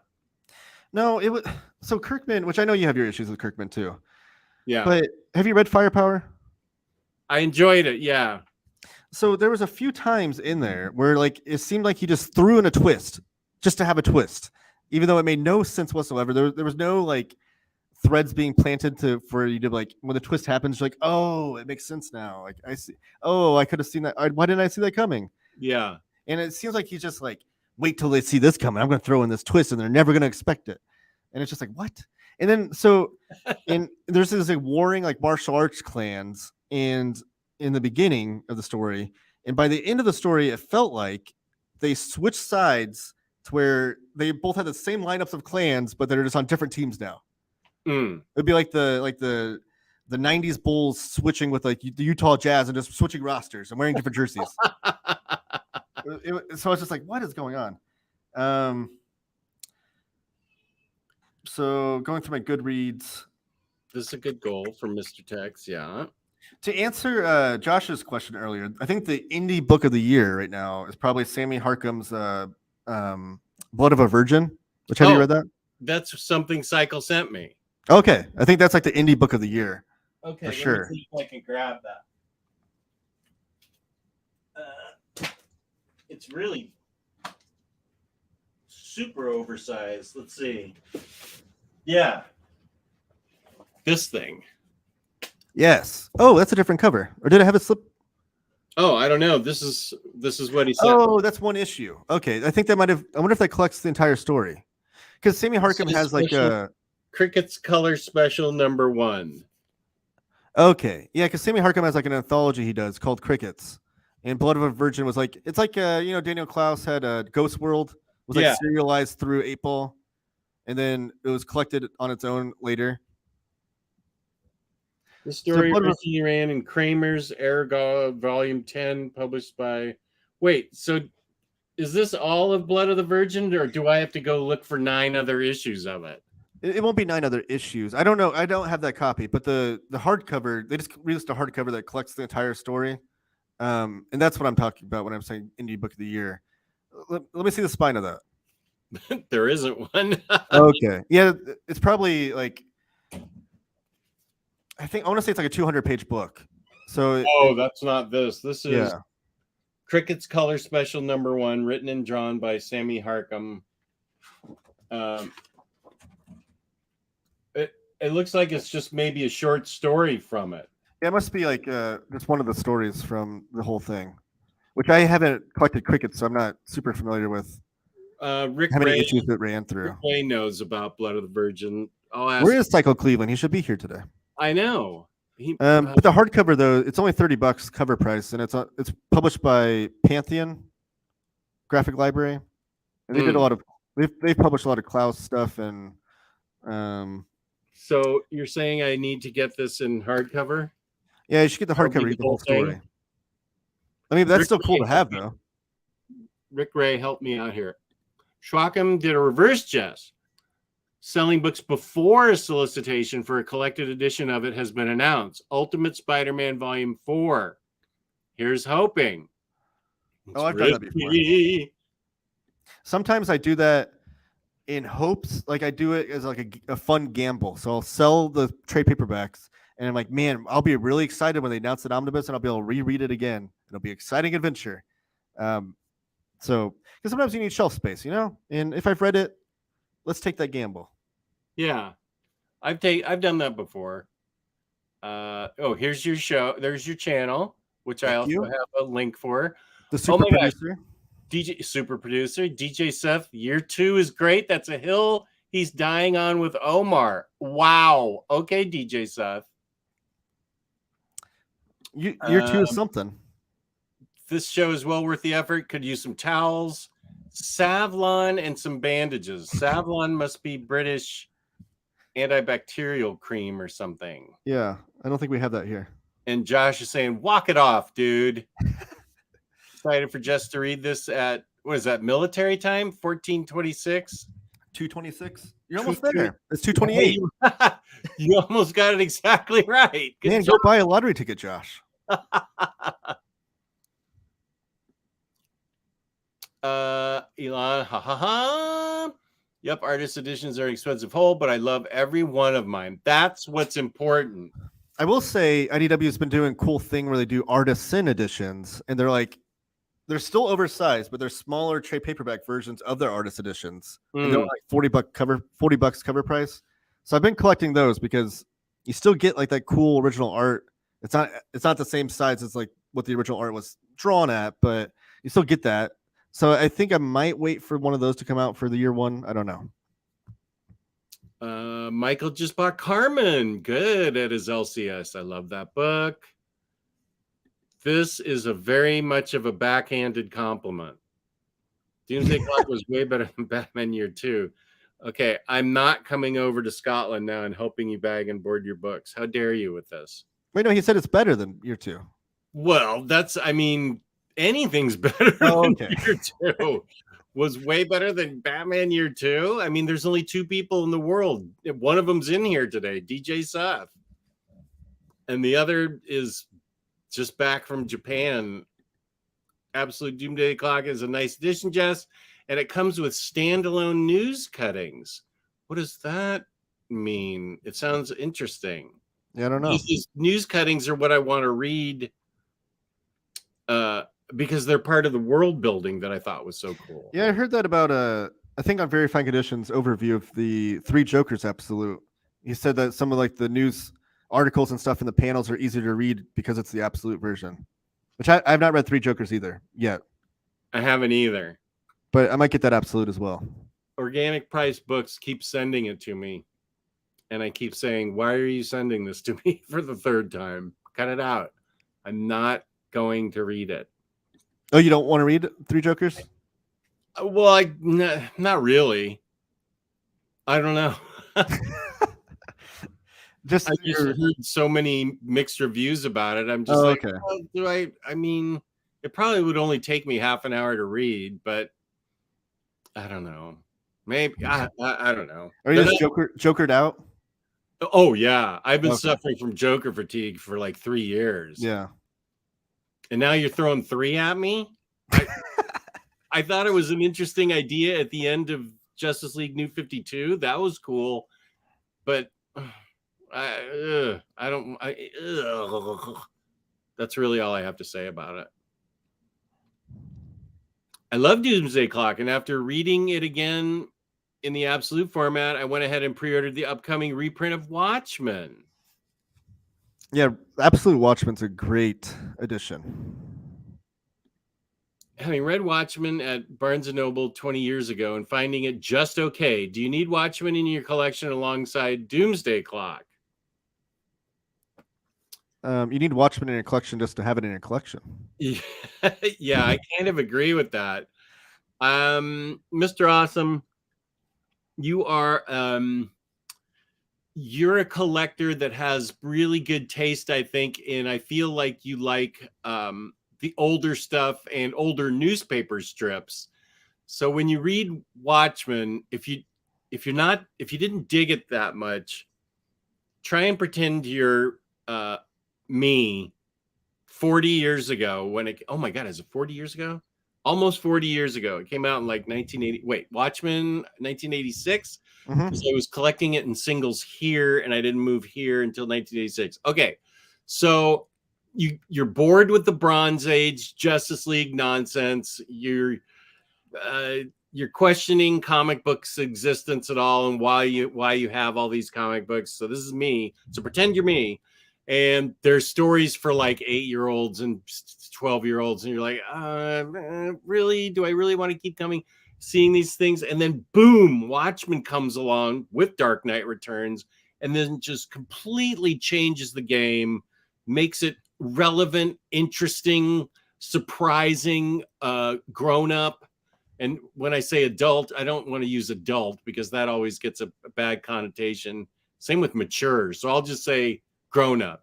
It was like comics for grown-ups with writing up to our level and feeding us exactly the brain food we wanted, something completely different, and change the game. So if you go back to it, try and look. I know it's hard to do when you're young and you've already been inundated with all these great comics that are out now, but try and pretend you're me coming off like 15 years in the wilderness or 10 years in the wilderness of boring comics, and boom, you get this Watchmen, this breath of brilliant air. So that's the only. And I would recommend too, if you've read it already 20 years ago, maybe this next reread, try to do like a one issue a day type deal. Like I think because then it lets each issue breathe and like kind of permeate in your brain a little bit rather than try to read it pump through in one sitting, because then you're going to miss a lot of what makes it brilliant, like the different story beats and stuff. But that first issue, I will say, if you're into newspaper strips, kind of reads like that. If you read each page, like it kind of like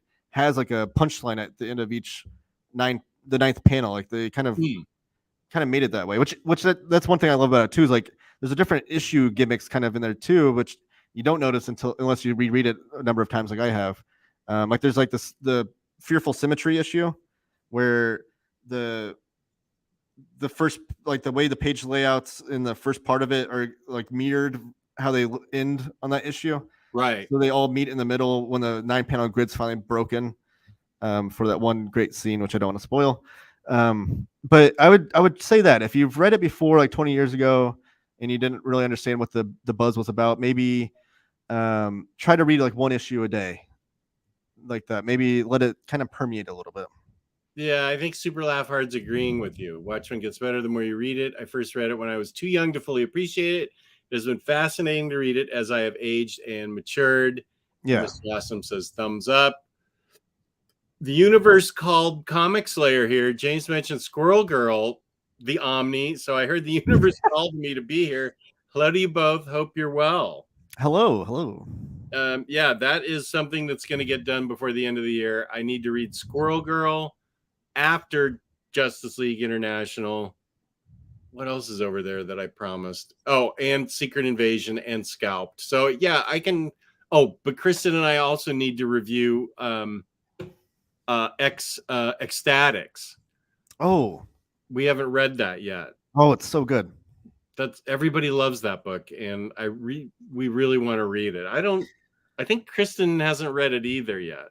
I think there's actually some interesting parallels between Ecstatics and JLI.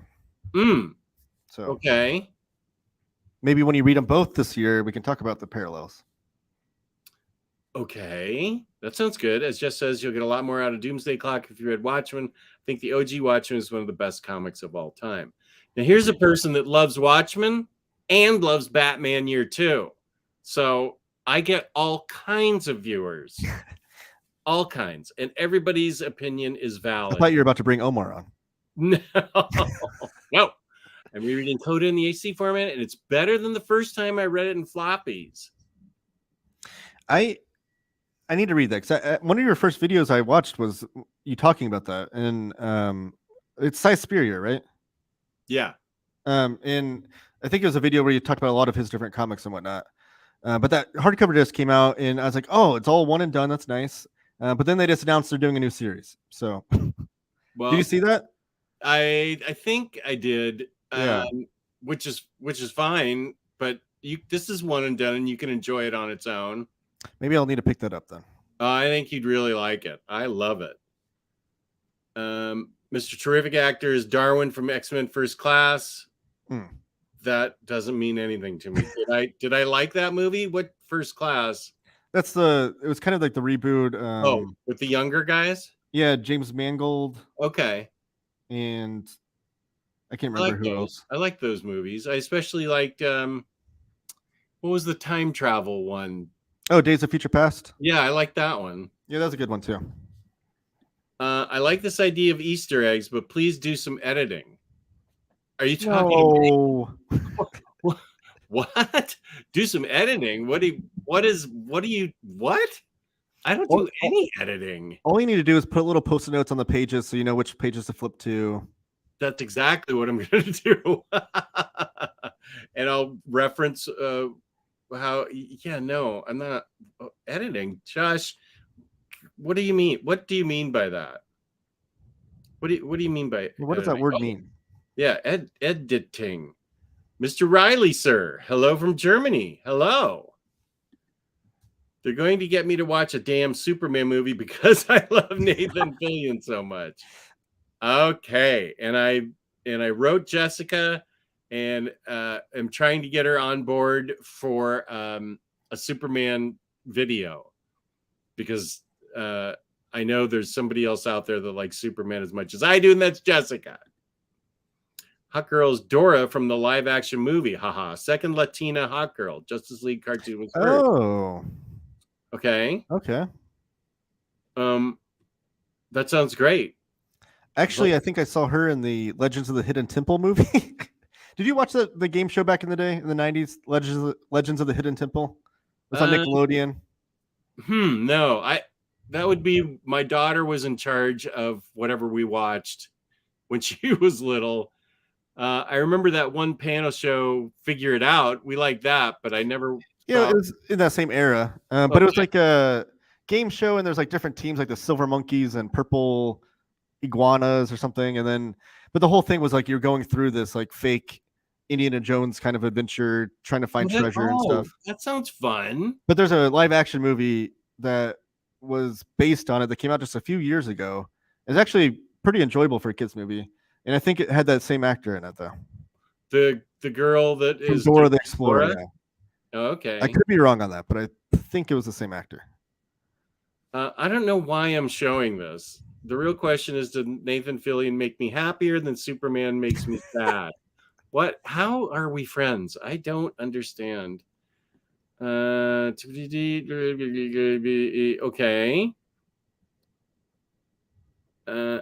I hope. Here, good. Let's get back to comics, even though we've been talking about comics. I hope the Spectacular Spider-Man Omnibus Volume 2 will be announced.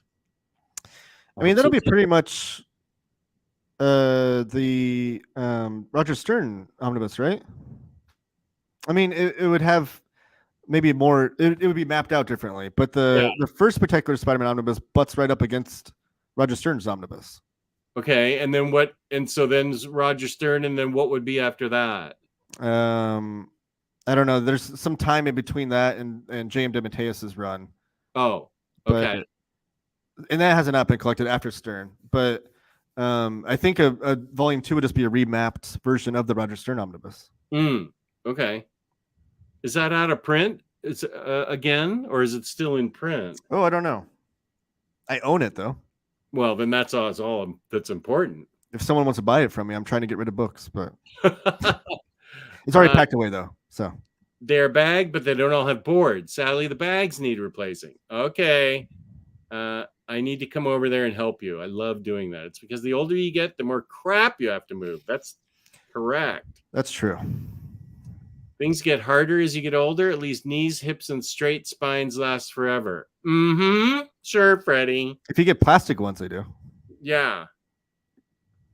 I'm bagging boarding right now, which is great with this stream in the background. We are the perfect background music for bagging and boarding. Don't actually mind bagging and boarding, but buying 2,000 bags and boards is no fun. Well, that's true. Yeah, that's true. Harvey, hey, if you've read it, would you recommend Hellboy and BPRD? Yes. Yes. I haven't actually gotten to BPRD yet. I've read all of Hellboy though, and I have the BPRD, the new omnibus paperbacks they've been coming out with. But the Hellboy stuff for sure needs to be read. And if you want to get into it, Harvey, the Mignola verse, I believe Multiversity Comics has put out the definitive reading order. Don't get overwhelmed when you go there at first. Just look for the first few things, because it's just going to be like the Hellboy Omnibus or Hellboy Library. Don't get overwhelmed because it's like 100 books. You can go to just type in Mignolaverse reading order in Google. It'll take you to Multiversity, and it'll give you a very simple reading order that's not hard to follow at all. And I feel like they're trying to do a really good job of keeping those books in print. And they actually branch it off too. If you prefer like the paperback omnibuses, you can go down this path. If you prefer the library editions, you go down this path of that reading order. But also, I think sometimes comic book readers, and I fall into this too, get too hung up on reading orders a lot. I think people need to just kind of dive into, as long as you dive in the beginning of a run, I think people need to take more chances to dive into things. That's one thing I'm kind of also noticing by hopping around Flash is that if I were to ever go back and reread things would be pieced together in a different way, and it'd be kind of a nice, entertaining way to read that in that way. But like, I'm not losing anything by not reading Flash or Showcase 4 all the way through to present day. Like hopping around, it still has rewarding aspects to it. So yeah. So I think people get hung up on reading orders. It is fun still, but like people are like, no, I need to have these 5 books before I can even start reading this next chapter or whatever. Like those Mignola books, like if you start with like Witchfinder, you're gonna be fine. If you start with BPRD, you're gonna be fine. Like you don't have to read like 17 books before you get to Witchfinder, is what I'm trying to say. Like that's a good point. Yeah, same with Abe Sapien and what's the other Lobster Johnson. Lobster Johnson, which is so good. Yeah. I can't wait for the volume 2 to come out. Yeah. I read that for the first time last year when the first omnibus came out, and it was amazing. Yeah. Those are great. So great pulpy fun comics. Yeah, I included those, I think, in my my pulpy the video you did. Sorry? The video you did of the pulp stories with the Rocketeer was in there, and yeah. Did you put Rough Riders in there? Yes. I think that's where I saw it, because I haven't read that before, but I want to read that comic because it sounds awesome. I think you dig it. Yeah, I really dug it. I still have it, so that means I dug it. Anything I've read and didn't dig, I booted. Goodbye, Super Laugh Hard. You already left. It was 45 minutes ago. Sorry. Because my question, Jeff Johns' Flash is so awesome. Still haven't read Wade Volume 1. Of course, the greatest Green Lantern of all is Gnort. And I know there's a placeholder whenever I type, I go to either Third Eye or TFAW to look for Adam Hughes, just trying to keep up on Adam Hughes books. There's going to be a Gnort swimsuit special that he's going to be doing the cover for. I don't know. I don't have any idea what it looks like yet, but wow. If you love Gnort, Mr. Awesome, you're going to get a swimsuit edition by Adam Hughes. That is interesting. Just so far behind in the chat, I don't think he will get caught with it today. Get caught with it. Caught up with it. Yeah, you're probably right. Darwin Cook's Spirit Batman team up was a classic. Yes. That's one I need to read still. James A, well, we can give him a hand by not typing. On second thought, nah. Yeah, you guys are continuing to. Hey, hello, Jess. Hello, Taylor. Hey, Jaggernaut. Got the Liam Sharp Batman, Wonder Woman Brave and Bold, but haven't read it yet. I sold the third pre-New 52 paperback, was very eventful, so skipped, and second paperback felt like a good end. Then the 2 Rebirth Deluxes. He's talking about Greg Rucka, and yeah, now that he's saying that, I remember that I feel like this third one you may not have to be so worried about. But the first two, yeah, he might be right about that. I'd have to go over and look, but I've already gone over there once. You might want to read Rucka's Adventures of Superman run as the end crosses over with Wonder Woman in a big way. It's a matter of historical record or such was the disclaimer in WB used to their cartoons, and it's pretty solid solution. I agree. Rucka Wonder Woman Rebirth is funny because first issue is just undoing all of the Azzarello run. That Azzarello one is all really good, that Rebirth one. And yeah, I get it. I get what you're saying, but it's also really good. Oh, here's Rick Ray. That's the color special of Blood of the Virgin. It's only one chapter of the whole story. That was Cycle's nefarious plan. Well, maybe he just wanted to give you a taste, and then you would you'd buy the whole thing. Yeah, I might look at that right after this. Like I said, that hardcover, it's cover priced at $30, so you probably find it for like $20 in places. Okay. That special issue was released in Kramer's Ergot 10. Ergot or Ergo 10? Ergo, I think. Ergo. It's a standalone chapter of Blood of the Virgin. Okay. Oh, here's Farhan. What up, Farhan? 2:30 a.m. here. Well, now it's 20 minutes later than that. So I'm kind of on the clouds already. Caught you guys talking about Wonder Woman by Rucka. I would agree with Freddie that the two paperbacks are good enough alone, then his Rebirth run. Okay, so now you have it from two sources that say it's okay just to read the first two and you don't need that third one. All right. I'll save shelf space and money. Yes. You can read the color special of Blood of the Virgin on its own, but I do recommend the entire story since it's really good. Rick Ray does have good taste. Yes, Denny O'Neill's the first volume of the 3-volume Shazam World's Mightiest Mortal books, all regular-sized hardcovers. I read all the O'Neill stories DC Showcase presents, which I later sold. Rick Ray just got to know recently we're neighbors. Where are we neighbors from? Singapore, Malaysia? No. Oh, I used to live in Singapore. He used to live in Singapore. I always have a soft spot for Singapore since that was my childhood. I live in the States now. There's an artisan edition for Miller's Elektra in the current previews catalog that I pre-ordered. Hold on. For the Sienkiewicz one? Because there's a artisan edition of the Sienkiewicz, because they had an artist edition of Sienkiewicz's stuff, and then now they're coming out with an artisan edition, like the smaller one. But that's not all of. It doesn't collect like all of Elektra Assassin like in whole. It just collects like pieces of Sienkiewicz artwork from his Elektra run and from his New Mutant stuff. Okay. But I don't think it's like whole stories. Like a lot of their artist editions collect like the entire story. But I think it's just bits and pieces, if I remember correctly. Because I think it's called like Bill Sienkiewicz's Monsters, Marvels, and something else with an M. There's a group of us that are tired of the Joker and Jess is our leader. Yeah, that's right. Comic Slayer, just skip my comment about Unbeatable Squirrel Girl Omnibus. Well, I'm not skipping this one. I would never ban you because you don't like Watchmen. That's ridiculous, Josh. I only ban people who say hateful things and are mean-spirited. Everybody has different taste. I would never ban anybody for not liking something that I liked. I'll try not to hold it against you.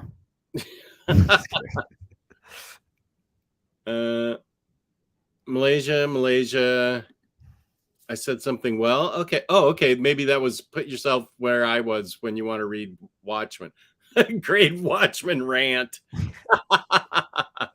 I didn't really mean for it to be a rant. I watched the motion comic of Watchmen. So did I. And that was so many hours. Officially own it because I bought Rorschach and thought it was weird not to have the original in the collection. The motion comics are another great way to read Watchmen, I guess, if not watch Watchmen. Yeah. Oh, I hope you're still here, Nick Lewis. I apologize. 2:35. Okay, that's not too bad. That was 5, 10, 15 minutes ago. Should I get Morrison Batman 1 to 3, Tomasi Batman and Robin, or Dini Batman? For your next Batman, should I get Morrison? I would say no on Morrison because if you haven't read That one is most enjoyable if you've read a lot of Batman. which one? The Morrison Batman. If you've read a lot of Batman, yeah. I would say out of that, I would go Tomasi Batman and Robin, and then I think probably Dini. Dini's really good, but it doesn't have some of the Hush stories that were written by other people. That Hush Omnibus is coming out though. You can between the two of them. I know. I'm getting it. And I might sell. Larry's not in the chat today. I might sell my Absolute Hush to him because he doesn't want the saga. Okay. Which I do. So Nick, I would say your next Batman book should be Tomasi, Batman and Robin. Do you agree with that? Taylor Talks? I agree with that. Yeah, especially if you're a newer Batman reader. I don't know how much Nick has read of Batman though. But the first volume of Morrison Batman's great. Right. The best bar. Hey, y'all. Jess, another reason I will be indebted to you, even though I'm in debt because of you and buying books you recommend. But that Superman Space Age, one word, wow, right? I need to finish that. I read the first issue when it came out, and it was amazing. It felt kind of similar to New Frontier a little bit, only I think Russell took some liberties and stuff. It's not like telling a history of kind of thing, but the artwork and the story that Russell, I mean, Allred's artwork with Russell's story. I need to read the whole thing though. I was kind of, we just said that we're okay with standard size hardcover. It's kind of bummed that it was released in a standard size hardcover, but I think I need to get over it and just buy it. Yeah, I've made my peace with DC. That's the only way I'm going to be able to read these things. They're not coming out with deluxes on a regular basis, so that's okay. For Absolutes. I've been waiting for Absolute Mr. Miracle, and for like 5 years now, it feels like. I don't know how long ago that came out. I will definitely upgrade to Supergirl Woman of Tomorrow in Absolute format. And Space Age, I would upgrade to that in Absolute. What about Tom King's Mr. Miracle? Did you not? I did like that. Yeah. Okay. I bought that trade paperback the day the trade came out, and I loved it. And it was like one of the first big two comics I was reading. I read as I was getting back into comics because it was right around the same time. But then I stole the trade paperback, and I've been waiting for an Absolute. And Tom King and Mitch Gerrits have both said it's coming, but an Absolute. Okay. Yeah, I'd get an Absolute of that. I love the artwork enough, and I definitely love the story. Here he is. I just woke up. How much time did Pogacar gake back today? What? I don't even know what that is. Maybe he typed that as he was waking up, and it's a bunch of typos. Yeah. You missed Blood of the Virgin talk. That's right, Cycle. I was showing this off. Legends of the Hidden Temple was a blast. Blue Barracudas for life. I agree. I love that show. Cycle Cleveland, and you missed the other day. Larry gave Keeping 2 1 star, man. Ooh. Ouch. 1 star. He probably meant 1 out of 1 star. Very binary scale. I still need to read Keeping 2. You guys are the best. Keep doing what you do. I'll watch this on the replay. Really need some rest here. It was a long day. Peace and love. Peace and love, Farhan. Thank you for being such a good viewer. Yeah, thank you.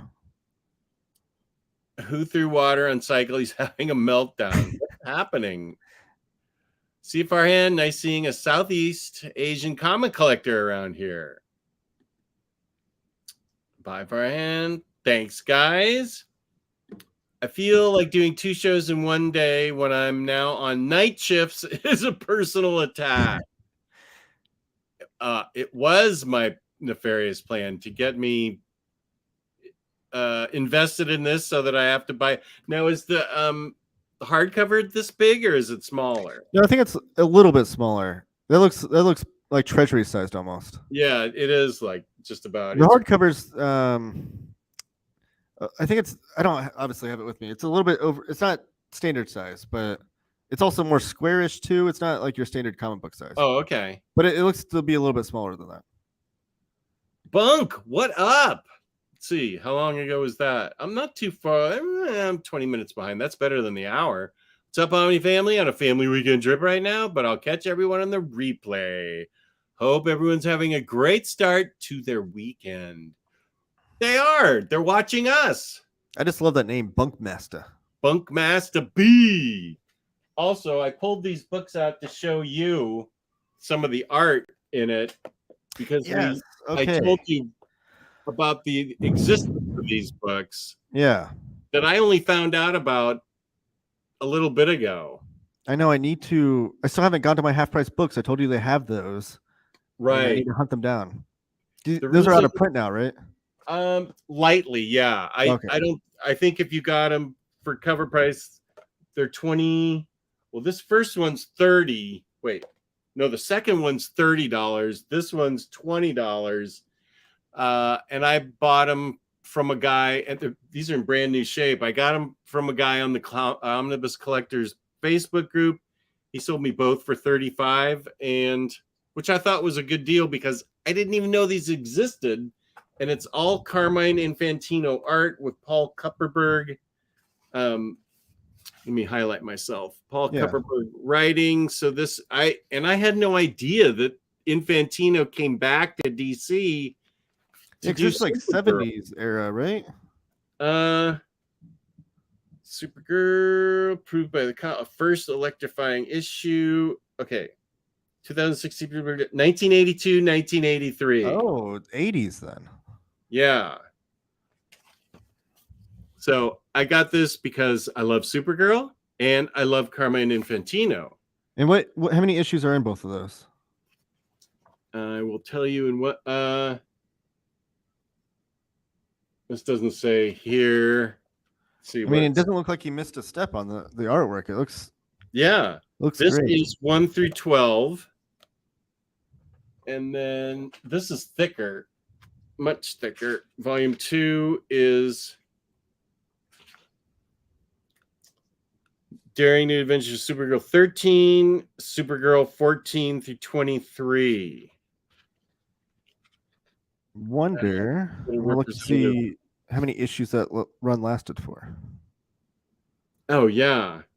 Yeah, it looks like Carmine Infantino did issues of Supergirl 1 through 20 and then 22 and 23. So it must have had a fill-in artist for 21. Okay. But 23 was his last issue. So it looks like it collects his entire run. Nice. Oh, this looks like Carmine Infantino art to me. The motion here. Oh, yeah. That's the thing I love about him is all his figures are never like stagnant. Like they're always moving. Like they're really dynamic, right? Yeah. Yeah. So I was just happy that he was still doing it. I didn't even know these existed. Yeah, so this was after he did the Nova run, then I think, because he did a couple issues in that Nova omnibus, and that was 70s. Right. Yeah. Yeah, I need to hunt those. I need to go to the Half Price Books to see, because I think there was $10 a piece there. Okay, you better go there on your way home because see if they're still there, and then you better see if they're still there. Speaking of Joker burnout, I picked up the free DC manga sampler today, and the Joker manga looks great, actually. Yeah, I want to try those out. There's the Joker one, and then there's the Superman Meshy one coming out. Oh yeah, the food one. Yeah, I want to try. I love the idea of a whole other culture interpreting superheroes, like the Bat manga. I showed that off on the last time I was here. Yeah. Let's test the water. Harley is okay. Well, I don't know what Bar's going to have to say. I think it looks like Bar may have gone back to bed. It's 8 hours later there, I think. I'm fine if you don't like Harley. You can even say you hate Harley. It doesn't affect my enjoyment of her, and you're allowed to have your own opinion.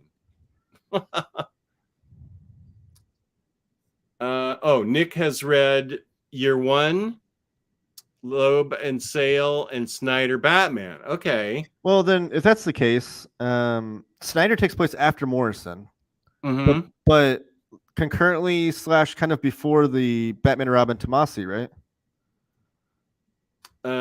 Yeah.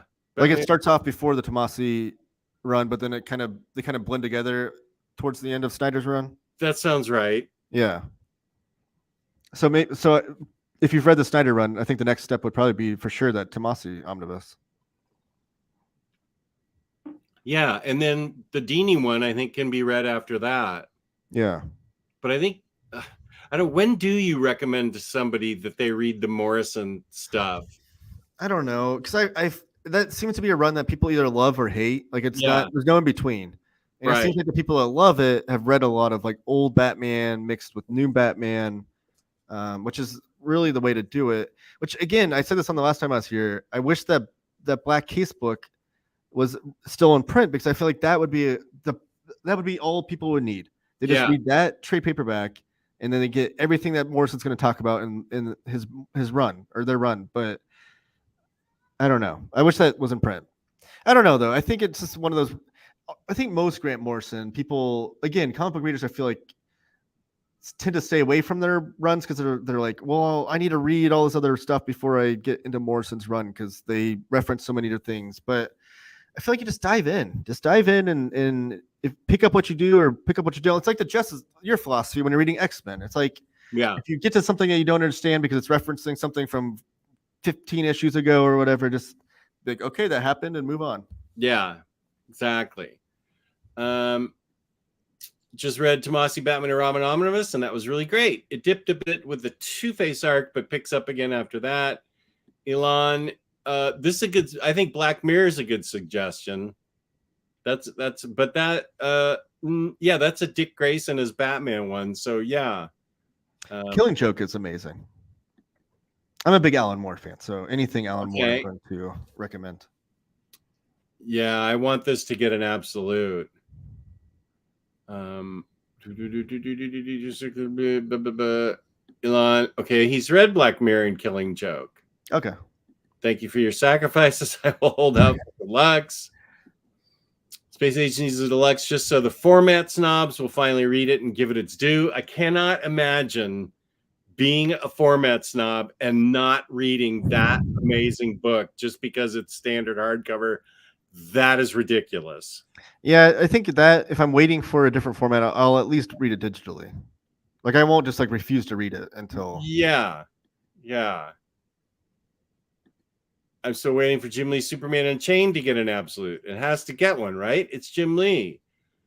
You think so? He's running the whole kit and caboodle over at DC now all by himself. So yeah.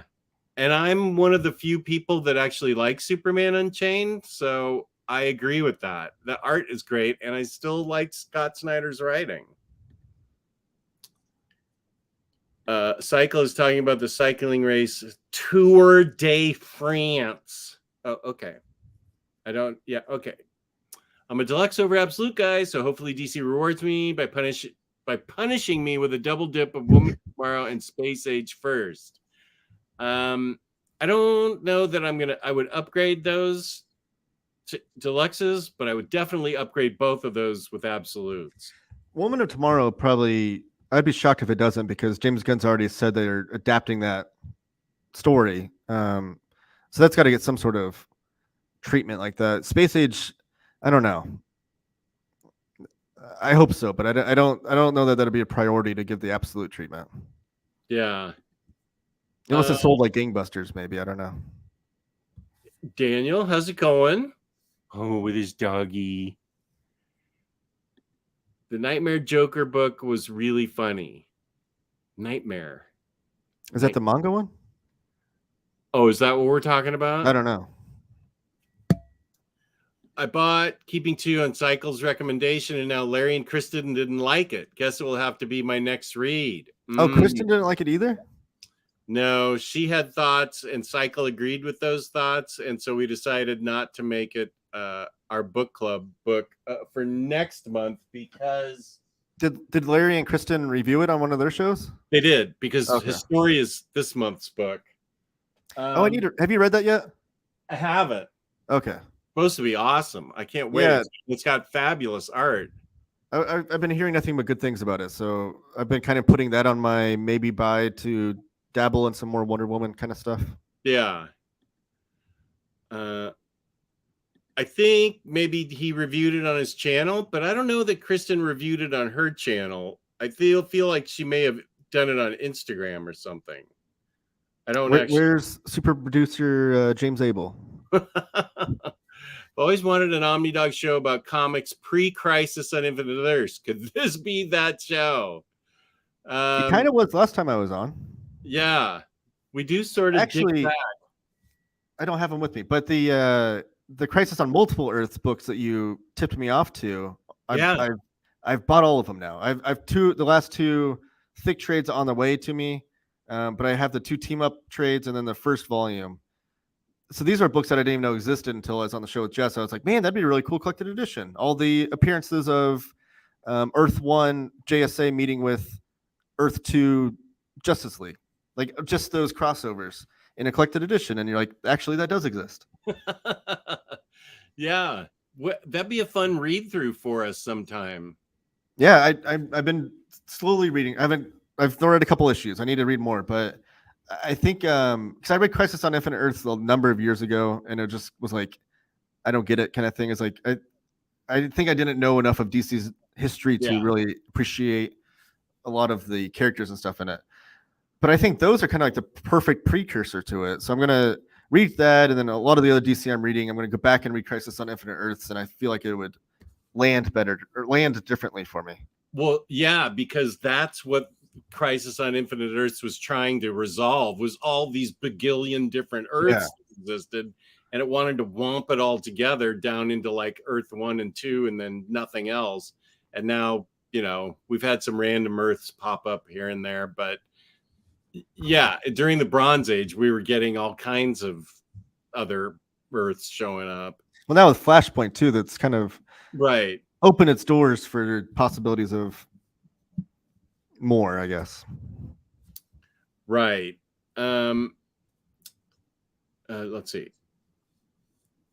Here's wait, what time was that? 3:04. Oh, I'm almost caught up. Wow. The internet's going to explode when I get caught up. So what are you looking forward to being released the coming 6 months? Let me pull up my spreadsheet. Oh, that's organized, man. I will go to comicreleases.com. Sure, there's something on here. I don't want to miss out on it. I know that comic releases. I know Black Cat Omnibus. Oh, that comes out this week. I think so. I can't wait to get that. Upcoming, all upcoming. Let's see what's all upcoming. No, we already talked about that. Oh yeah, Black Cat by Jed McKay, Daredevil, Zdarsky hardcover, Volume 4, Human Target, Volume 2. I am sacrificing myself getting those standard things, so you guys will be able to get a deluxe. You're welcome. Do you read Volume 1 yet? No. Okay. I'm waiting for this Volume 2 to come out. Oh, I know what I'm excited about. The Atlas Comics Library from Fantagraphics. So do you have the Atlas at Warbook? I don't think so. No. Okay. So that was put out by Dead Reckoning, and Atlas is like obviously the era before Marvel. But they okay. So it's all the Golden Age stuff when they were doing like horror and war comics and romance and stuff. So Marvel has now farmed out the reprints of that material to Fantagraphics, and they're doing it with like these faithful reproductions. So it's going to look better than even the Masterworks. Wow. But they're doing it. The first volume comes out in a couple months, but then also doing a Joe Maneely artist edition. They're calling it artist edition, but it's not like original art. It's just a bigger version of his stories. But Joe Maneely, do you know anything about him? I don't. So he was a Golden Age artist that Stanley loved. He was like his favorite artist to work with.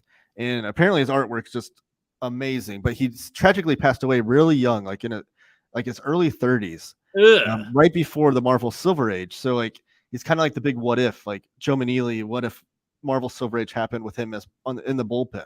So he's one of the first ones coming out. That's one thing I'm excited about. Well, that's cool. Oh, Daniel Klaus has a new book coming out. Did you know this? Who? What? Dan Klaus has a new book coming out. Oh, what's it called? He does? Yeah. Okay, so you haven't heard this. Okay.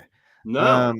It's called Monica, and it's a graphic novel, so it's a whole story in one, and it comes out in August. Have you read what was the last one he came out with? Dang it. It's escaping. It starts with a P. I'd have to go over into the other room. Oh, hold on. Oh, Patience. Have you read Patience? Yeah, I read it when it came out. Okay, so that's the last one that he came out with, and it was just kind of like he's been working on this for years, but it just nobody knew it, and he just announced it earlier this year that it's coming out called Monica. And I think it's like a 150, 200 page graphic novel with new Dan Klaus artwork. But that comes out in August. It's called Monica. Oh, that's exciting. That's really exciting. Yeah. And let me see what else I have on my list here. Yeah, let me go back. And I'm still trying to decide if I'm going to get those One Bad Day books in a box set or just by themselves, because there are a bunch coming out this entire month. Yeah, those are all on Hoopla. I haven't decided if I'm going to read those on there or maybe get them separately or not. I'm excited for a lot of the Rick Remender deluxe editions that are coming back into print. Like Black Science, which have all new covers, by the way, and they look great. I don't have those deluxe editions. I read that digitally a few years ago, and I keep missing out on the deluxe editions whenever they come back into print. And then Fear Agent, which is one of my favorite comics. Oh yeah, I've read. I'm excited. I've read that in trades, and I sold those in hopes that it would one day be in deluxe edition, and now it's getting it. But that'll be coming out later this year too. So those are more books I'm excited about. I'm also looking forward to Spider-Gwen Volume 2, Ghost Spider Omnibus. Oh yeah. Swamp Thing Green Hell. Is that Oh, that's the three issue Black Label series from Doug Mankey and Jeff Lemire. Oh, what? Yeah, and it's got it's like the magazine size format of Jeff Lemire. Okay. Yeah, Jeff Lemire and Doug Mankey. Oh, that looks awesome. Okay, yeah, I'm looking forward to that.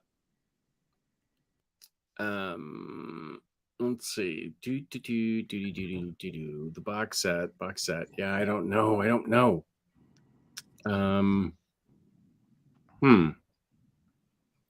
Oh, and Lobster Johnson Volume 2. We're both looking forward to that. Yeah.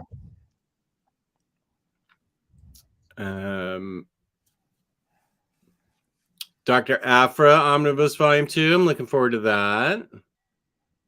Oh, if this book comes out, I will have renewed faith in DC. And that is, what book am I talking about in August, Taylor?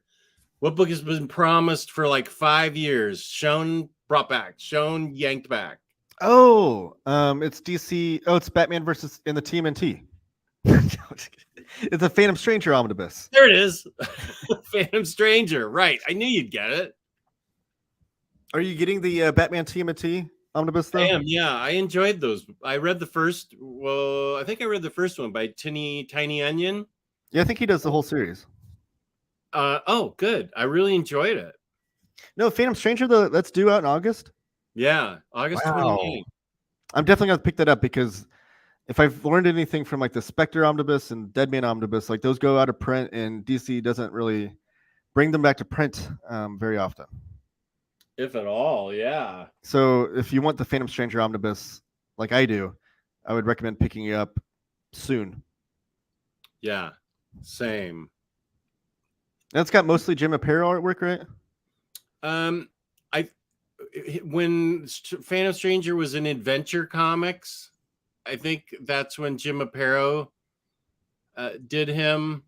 And I'm trying to think if Phantom Stranger had his own book for a little bit of time. He had a long run in Adventure in the 70s, and that's Aparo art. and the stories were good, and he was more grounded, sort of. He had a girlfriend. She was blind. Her name was Cassandra. There was some tie-in. Would you compare it to like that same era of like Doctor Strange? Or is that a wild comparison? I don't. Phantom Stranger. I don't think that I would. No, I don't think I would compare it to that. He's more of a. I feel like he's more of a crime solver. Okay. With Jim Aparo doing his art. But but Phantom Stranger also dates back to the 50s, so I hope they're including a bunch of 50s stuff besides the Jim Aparo stuff. I found what's listed inside. Oh, so it's got content from 1952 all the way through 1986. Yes. The Phantom Stranger 1 through 6 was the 1952 series, and then 1 through 41 was volume 2, and that was the 1969 series. Oh, okay. How many issues are in this thing? This must not be full issues. That's 47 issues already, and then there's still more to go. It's going to be like over 50 issues, but it's only 1,100 pages. Those must be shorter. 1,184. That's pretty big for such a secondary, tertiary character, I think. Yeah, then it's got all the backup strips from Saga of Swamp Thing in there. Oh. From like Alan Moore's run. I mean, Alan Moore doesn't write the Stranger, but it's the backup strips.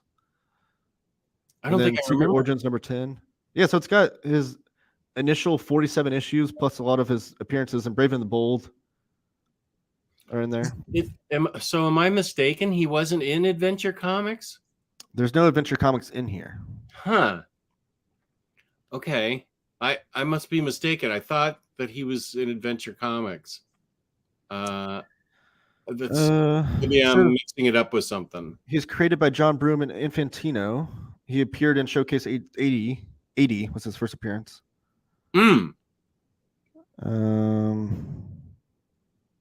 He had a feature in Star Spangled Comics. Well, that's old. I don't see anything about Adventure Comics though. Okay. Well, then it must be the Phantom Stranger run that was what it stopped at 1969, or is that when it started? That's when Volume 2 started. Oh, okay. So volume 1 was the 6-issue run in 1952, and then Volume 2 started in 1969. And that one lasted 41 issues. That must be where the Aparo art is then. Yeah, that lasted from 69 all the way through 76.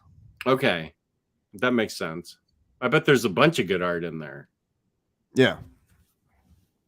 Let's see. The Nightmare books are from the new DC event going on. Oh, okay. Oh, I know what you're talking about. The Night of Terrors? I thought they were called Night of Terrors or something. Night of Terrors, right. Yeah. Something like that.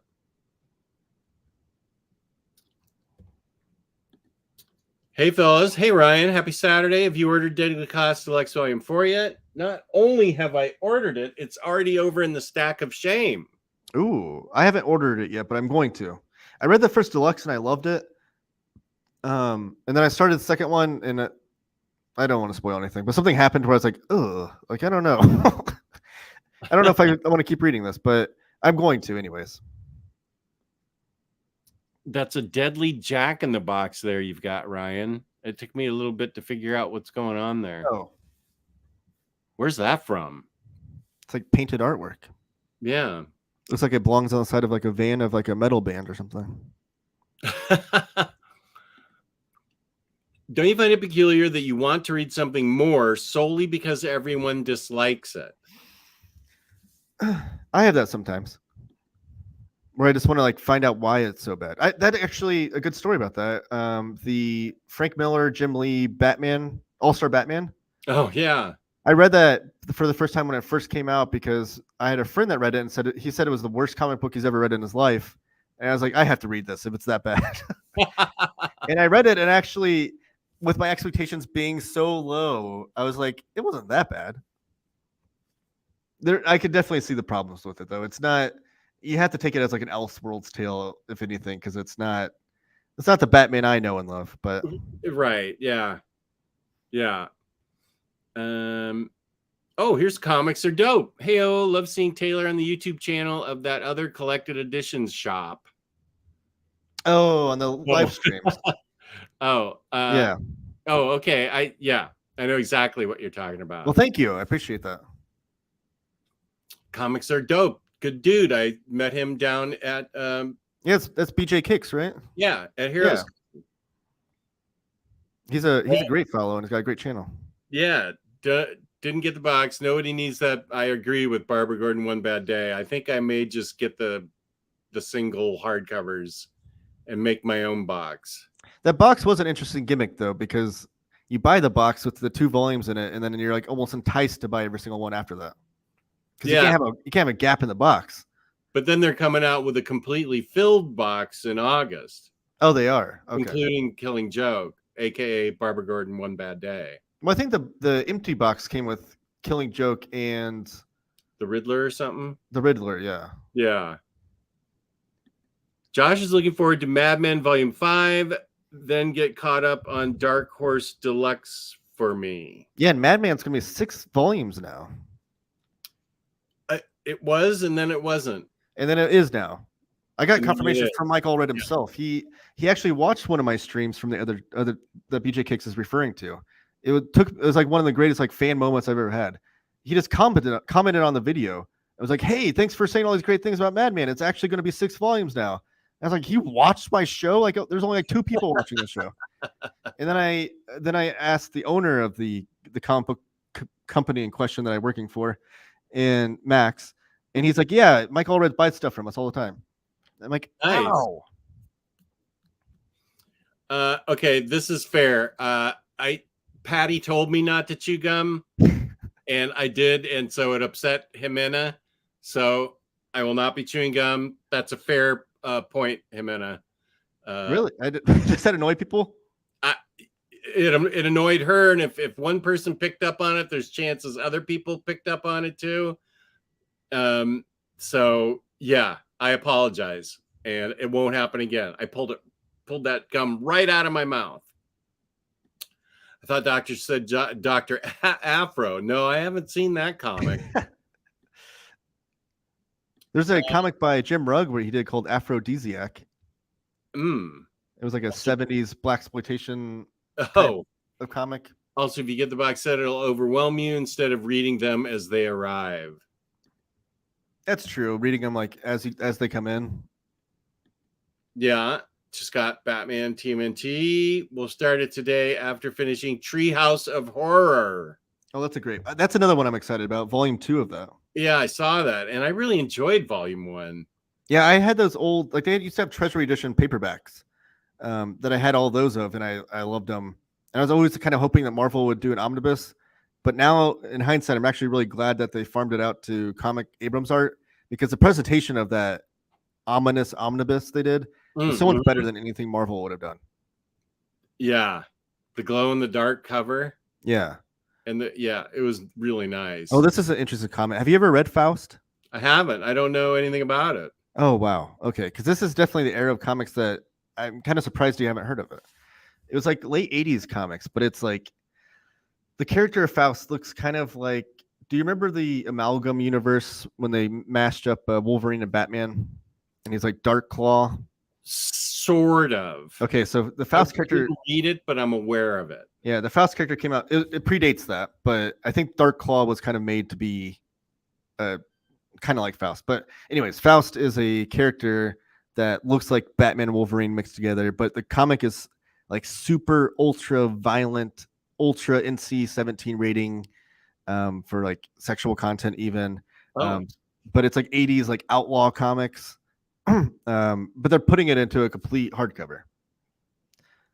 It's definitely meant to be on your top shelf material or in your special box that Omar finds one day. But who's publishing it? It's coming out by Black Mask, is a publisher of the hardcover version. But it's by Tim Vigil. I don't know if you're familiar with the artist. But he's the artist on it. The artist on Faust. He did what now? He's the artist on Faust. Like it's an old series that's being collected in hardcover for the first time. Okay. Here's Jake. What up, Jake? Thank you. Hey. I saw the Brave and the Boys just passed 1,000 subscribers on YouTube. Nice. Congrats. Now you have to dye your hair pink. Is that the deal?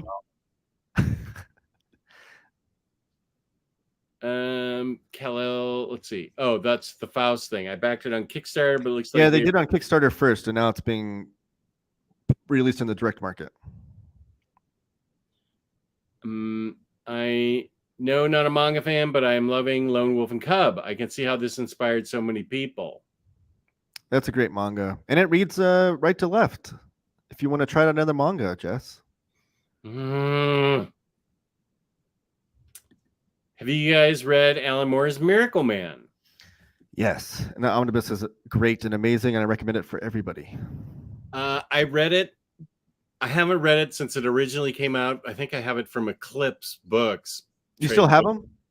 I do, yeah. That one, I think issue 15 or something is like a high-priced hot commodity. Oh, I have the trade paperbacks. Oh, okay. The collections, yeah. Well, maybe not that then. But I remember loving it when I read it. That was also one of those things. That, and then I read Neil Gaiman's. I think I have one trade of his, the Silver Age or something. Yeah. That was. I feel like that also came out in that time period where comics got really exciting for me, like maybe the late 80s. That trade probably did. The series predates Watchmen, but it probably got collected, and I think it was even reprinted in singles in the late 80s also. So yeah, right around that same era though. Yeah, and it originally came out as Marvel Man, but they had to change it to Miracle Man. Yeah, the Captain Marvel, Marvel Man, all of that stuff has such an interesting history. Like there could be a whole book written on just the copyrights behind that name. Yeah, because I guess Captain Marvel was super popular in the UK, which it was here too when Fawcett Comics was printing it. But then they lost the rights to it, so they just, whoever was writing it back then, I forget the name, they just swapped out the name and made it Marvel Man, but continued the series, and then that was too close. But that's what Alan Moore originally did, was Marvel Man, and then they had to change it to Miracle Man. But that's such an interesting. It's everything to do with Captain Marvel. I think just the name, like you could write a whole book on that. Yeah. So I haven't read it recently, but I own the omnibus, and I'm looking forward to rereading it. It's definitely great. I can see people reading it for the first time now, not understanding how groundbreaking it was, because I think that kind of like the Superman Goes Bad story, which not that that kind of like dumbs it down a little bit, but that kind of premise I think has been done so many times now. It's kind of like it's not as special, I guess. So if you do read it for the first time, you have to read it with the context of like this was new stuff, like this was new territory. Yeah, put yourself in. It's like Watchmen, what you said earlier. Yeah, put yourself in my place back when I was reading Watchmen, and then also Miracle Man comes out, and then also Sandman and Hellblazer. Comics got really, really interesting, and then just haven't really stopped for me. When did you read Alan Moore's Swamp Thing for the first time? I read that in. I collected it. I think that I started reading that when I had moved here and was getting, I would have to get on the metro from my place in Roslyn, take the metro to Old Town, where there was a little comic shop, and that's where I ended up finishing out my Watchmen run. And he said, if you like Watchmen, you should read Swamp Thing. And so I got as many of the back issues as I could. And that's when I started reading that. But I was late to that. Do you still have the first appearance of Constantine? I do somewhere, yeah. Yeah. I know because I think that run you can still get the singles pretty cheap if you want to collect the singles of that run, except for that issue. Are they redoing that movie? Is Keanu Reeves going to be Constantine again? Constantine? I don't know. That rumor keeps. I don't know. Okay, so it would shock me if James Gunn didn't do something with the character, but it seems like every other month it's like Keanu Reeves is coming back, but I don't know. I kind of hope not. I kind of hope they just do like a super faithful Constantine series. I think he would probably play better for like a TV series. I loved Matt Ryan. Was that his name, Matt Ryan? Yeah, I haven't read that. I haven't seen that one. I mean, That was how did it last like one? How long was that? Just a series? Like 6 episodes or something. It was Yeah. so good. It was really good. That Jack in the Box is from an old band I was in way back in the 80s. So you were right about metal. They probably had it on their van. Yeah, on somebody's van. Jake is watching in the tub. Okay, good. Don't drop your laptop in the tub. I got the Mr. Freeze One Bad Day. I didn't like the story, but the art is amazing. I'm sorry, I didn't like the story. If you don't chew gum, I'm leaving. Well, Patty told me not to, and now I see how I shouldn't. Jake just got Absolute Black Mirror and TMNT Black Omni. Nice. Old man, was she watching a different channel? Thank you, Razor. Yeah. Thank you. And Jake is at 297 days sober. Very nice. At 1 year, that's awesome. JLA Avengers from my girlfriend. Wow. Very nice. You're getting close then. Yeah. I just want Simpsons and Bartman collection. Treehouse was the first Taylor video I watched. He saved me from buying Destroyer Duck. Peace and love. Just want the full thing, inks and all. Hey, if I'm making a video to show off how cool a book is and it's not your thing and it saves you money, then I guess that's a feather in the cap too. Oh, you were showing it, and the person and Freddie decided he didn't want it. I guess I didn't know Freddie said that, but yeah, the Destroyer Duck book's cool. Do you know about Destroyer Duck? I do. Yeah, I remember that it was a cartoon, right? No. It's a comic book series by Steve Gerber and Jack Kirby. Okay, wait, what? Okay, so Darkwing Duck. Oh no, Destroyer Duck. So I'll tell you now. Destroyer Duck. No, I don't know a thing about it. So Steve Gerber in the 80s was like embroiled in a lawsuit with Marvel over the rights of Howard the Duck, right? Okay. And he's like, I should at least be making royalties off of anything you do with this character because it became super popular and the movie was coming out soon. So he was in this lawsuit, but then it was like bleeding him dry also because anytime one person takes on a whole corporation, of course. But it's bleeding him dry. So he had this idea. He's like, maybe if I do a comic book benefit, I'll make a comic book and all the money from it will go to my lawsuit. So then he was talking to Jack Kirby about it. And he's like nervous because he wanted to approach him and ask him to do the artwork. But he had to ask him to do it for free, which this is like Jack Kirby, like early 80s, legendary, asking him to do something for free. So he asked him, and Jack Kirby was like in his own issues with Marvel at the time for getting like his own artwork back and stuff like that. So he's like, yeah, let's stick it to him. So they did one issue together, and that was a plan. And the whole issue is like embroiled in like fun, like meta commentary about how evil Marvel is and these big two companies, how they treat their artists and stuff. But it has like a character that's supposed to be Howard the Duck, but they can't name it. But the main character is Destroyer Duck, and he's like taking on the man, basically. So that series lasted 8 issues, but Kirby and Gerber did 5 issues together. And it's from Eclipse Comics, actually, the aforementioned. They did it. But the Tomorrow's Publishing, they do like the Kirby Collector, and like they have all kinds of other historical books. Okay. They did a graphite edition of Destroyer Duck that just came out a couple months ago. I did a video of it on my channel. And it's standard size hardcover, but it includes all of the original penciled artwork from Kirby. So on every page of those 5 issues, but it also has a bunch of back matter of like the history of and letters that were involved and Steve Gerber's script, and you can see how Kirby interpreted the script and whatnot.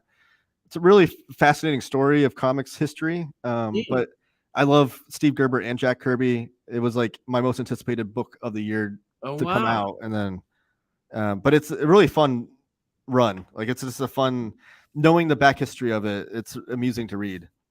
So what does Freddie mean here? Peace and love. Just want the full thing, inks and all. Yeah. So the book, it doesn't collect the fully colored printed comic books as they originally were. It's only the penciled version. Okay. Got it. Yeah. Which those issues you can find them for pretty cheap if you want the singles. Why doesn't my YouTube ever let me tag people on live streams when I'm talking? I don't even know what that means. Oh, in the chat, I have that issue too. Like when you try to reply to someone's, like if you're in the chat watching the show and someone says something like to you in the chat and you're trying to like tag someone. Tag someone. Like if Jake was trying to make a comment to like bar or something and he like wanted to like at bar so she would see it or whatever. Okay. It does that for me too. I can't like it'll let me do the at version, but it won't like highlight it so that person sees it. As the person running the show or when you're in a chat? Just the two people in the chat. Oh, like, okay. Not even on the show. You probably don't watch a lot of live streams, so you haven't seen a lot of the what goes on in the chat from that perspective. I've seen a lot of Bar and Josh talking back and forth to each other. Yeah, because it works for some people where they can tag each other, but it never does for me either.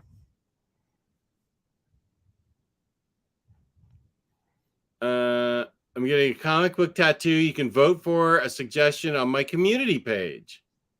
Howard the Duck. He has 1,300 subs now, which is a lot. Oh, dang. You hit 1,300 pretty fast. Oh, wow. K-Fab are the worst. I was happy with my life before they told me about Tyrant. Why don't we have 100 issues of that? Also, I want it. Okay, I thought you were legit that they were the worst. I love that he's channel. Mad because they are... have you read Tyrant by Steve Bissett? I don't. No. Yeah, it was like a 3-issue run, and he pitched it as like it's gonna be this long, ongoing. I don't know if he ever said the issue count, but like this long story of like the life of a T-Rex from birth to death, basically. And it's like this gorgeous like illustrative artwork from Steve Bissett, who did a lot of the artwork on like the Alan Moore Swamp Thing run. Mm-hmm. Yeah, but he only got to like 3 issues and then never finished it. Oh, okay. Let's see.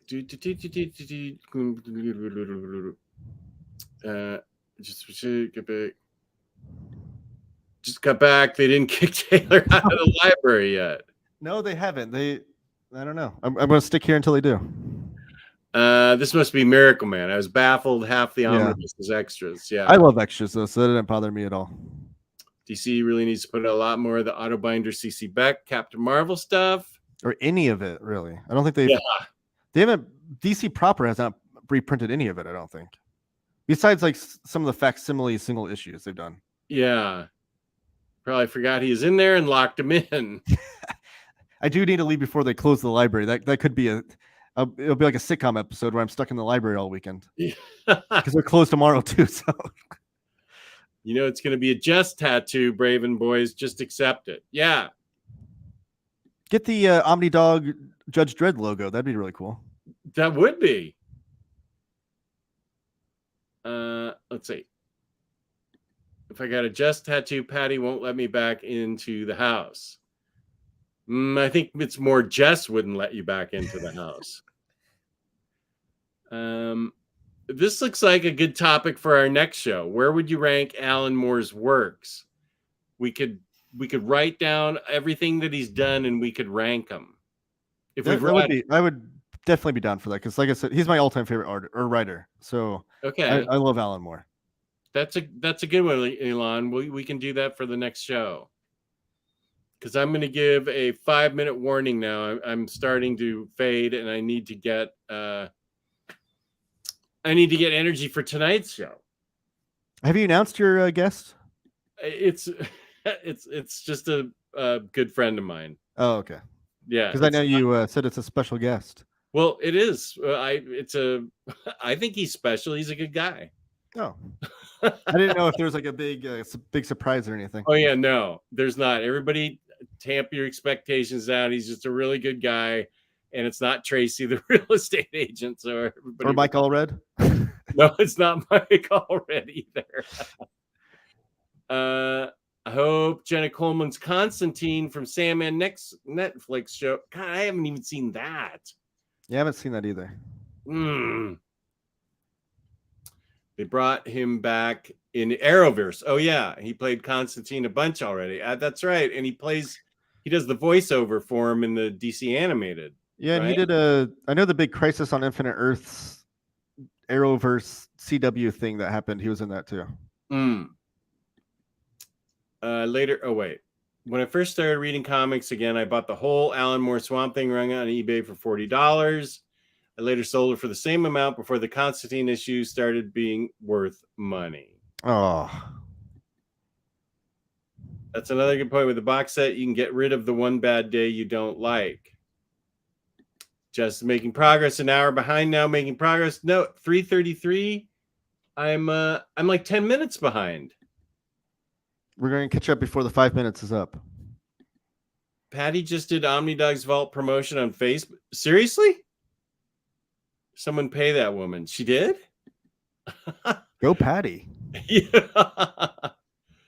Oh, honestly, after seeing her post, that's why I joined this team. Oh, that's for real. And here's Taylor Talks Comics, Simpsons Treehouse of Horror, Ominous Omnibus. Overview and comparison, yeah, because I have some of those old trade paperbacks that I compared it to, because there are some differences. Okay. Taylor Talks Comics, Destroyer Duck. I might actually have to see this so I can see it. Oh, but he wants the whole. Has the whole thing been reproduced? Just the color reproductions? So the book that I show off here, it's just the penciled artwork, so it looks like an artist edition almost. Yeah. But the actual issues that were fully colored and inked and everything, those have not been collected anywhere. But those single issues can be found for pretty cheap on eBay. Oh, okay. But you only want the first 5 because issues 6 and 7 and 8 weren't done by Kirby or Gerber. Oh, good. Lena's still here. Whew. Sorry, I didn't mean to chew gum. My wife will be horrified that I did. I got love for you, dog. What's that Harley figure behind you? The one next to the Mondo statue? This one?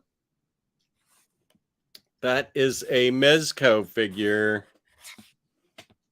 Is that the one that Omar found in Japan and you forgot you had? No, this one I already had. This is I think this is from the game. It's a Harley from the game.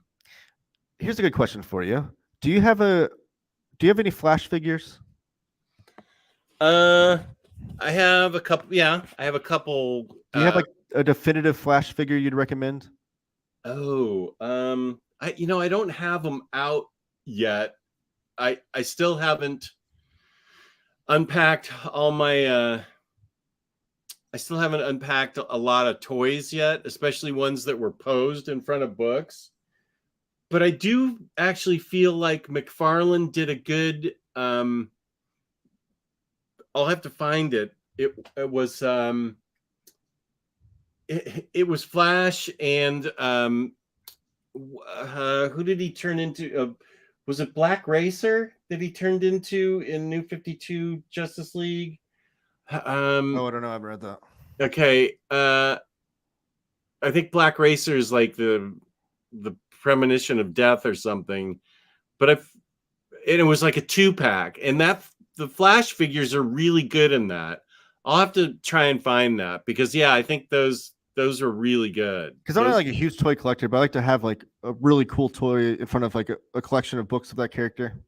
Yeah. I'm looking for a Flash figure. This one was superposable and had like little lightning things coming off where they should be. Yeah. Comics and stuff. Yeah. Thank you, buddy. Appreciate that. You can't tag someone on the mobile, only desktop only. Well, there we go. Man, he really is a super producer. There you go.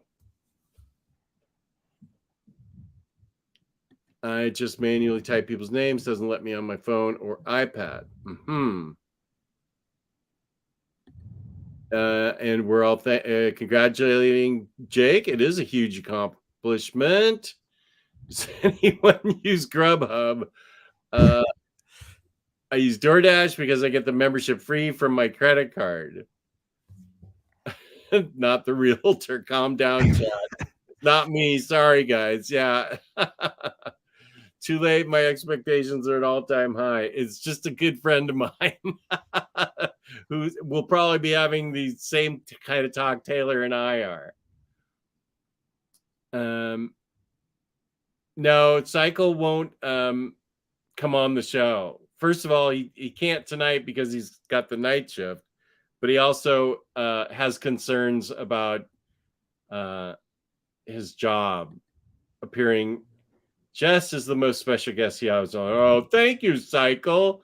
But yeah, Cycle has concerns. I've actually asked him on the show before, and he can't really. Oh, bye, everyone. I'm getting my popcorn and ice cream. See you after the intermission. Yeah, intermission is going to be here.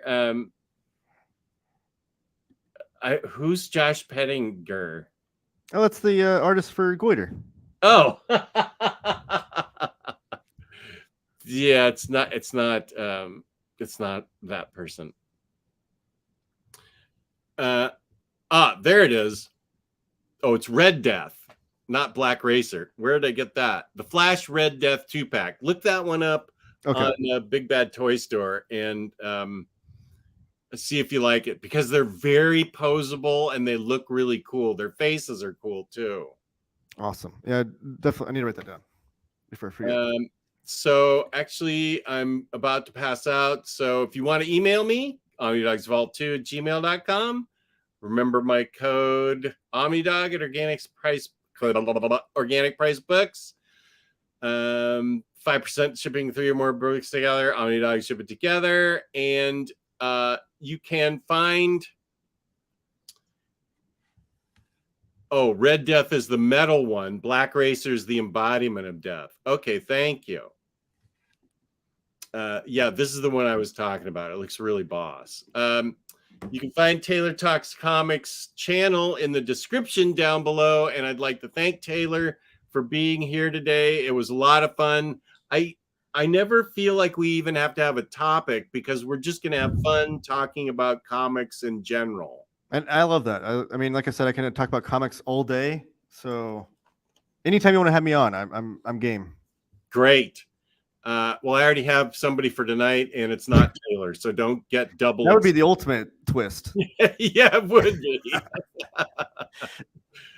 So you can find me on Instagram, OmniDogs_Vault, and I have a Discord channel, and that is down below. Also, Cycle Cleveland created a Discord channel for me. I need to go in there. Maybe I'll go in there today between shows if I don't have chores that I have to do. I'm sure I do, but I will go into that Discord at some point. Here it is. Thank you, buddy. OmniDog's Vault Discord, 30-day temporary link. By the way, In Stock Trades has a variant cover on Deadly Class Deluxe Volume 4. Thank you. Yes, Deadly Class. As long as I keep last place co-host guest, all is good. You have a special place. Oh, that's because Cycle said Taylor is a top tier guest. Oh, thank you, Cycle. It means a lot. OmniDog, will you also be doing the Barbieheimer double feature next weekend? I'm considering it. I do want to see both. I think there's a lot of people that want to see both at the same day, because it's so funny to say that. I will consider that. Yeah. I think that might be, because my wife is so stoked for Barbie. She's a huge Barbie nut. So I'm trying to convince her to see the double feature so I can see Oppenheimer. Yeah. But I'm equally as interested in both. I think both sound... No, I think Barbie's gonna be great too. I'm excited for that. Yeah. Looks like a fun movie. Taylor's a great one. Love the rotation of guests. Well, thank you. I'm trying to keep it really interesting by getting different viewpoints and different people on. So thank you, Josh. That's awesome. Yeah, thank you. Thank you. Appreciate it. Go to Taylor's channel, and I appreciate everybody in the chat today. Thank you. Some of you I will see again tonight, and I will use my theme song to play us out. Peace and love. Peace and love. Thanks again, Taylor. Thank you.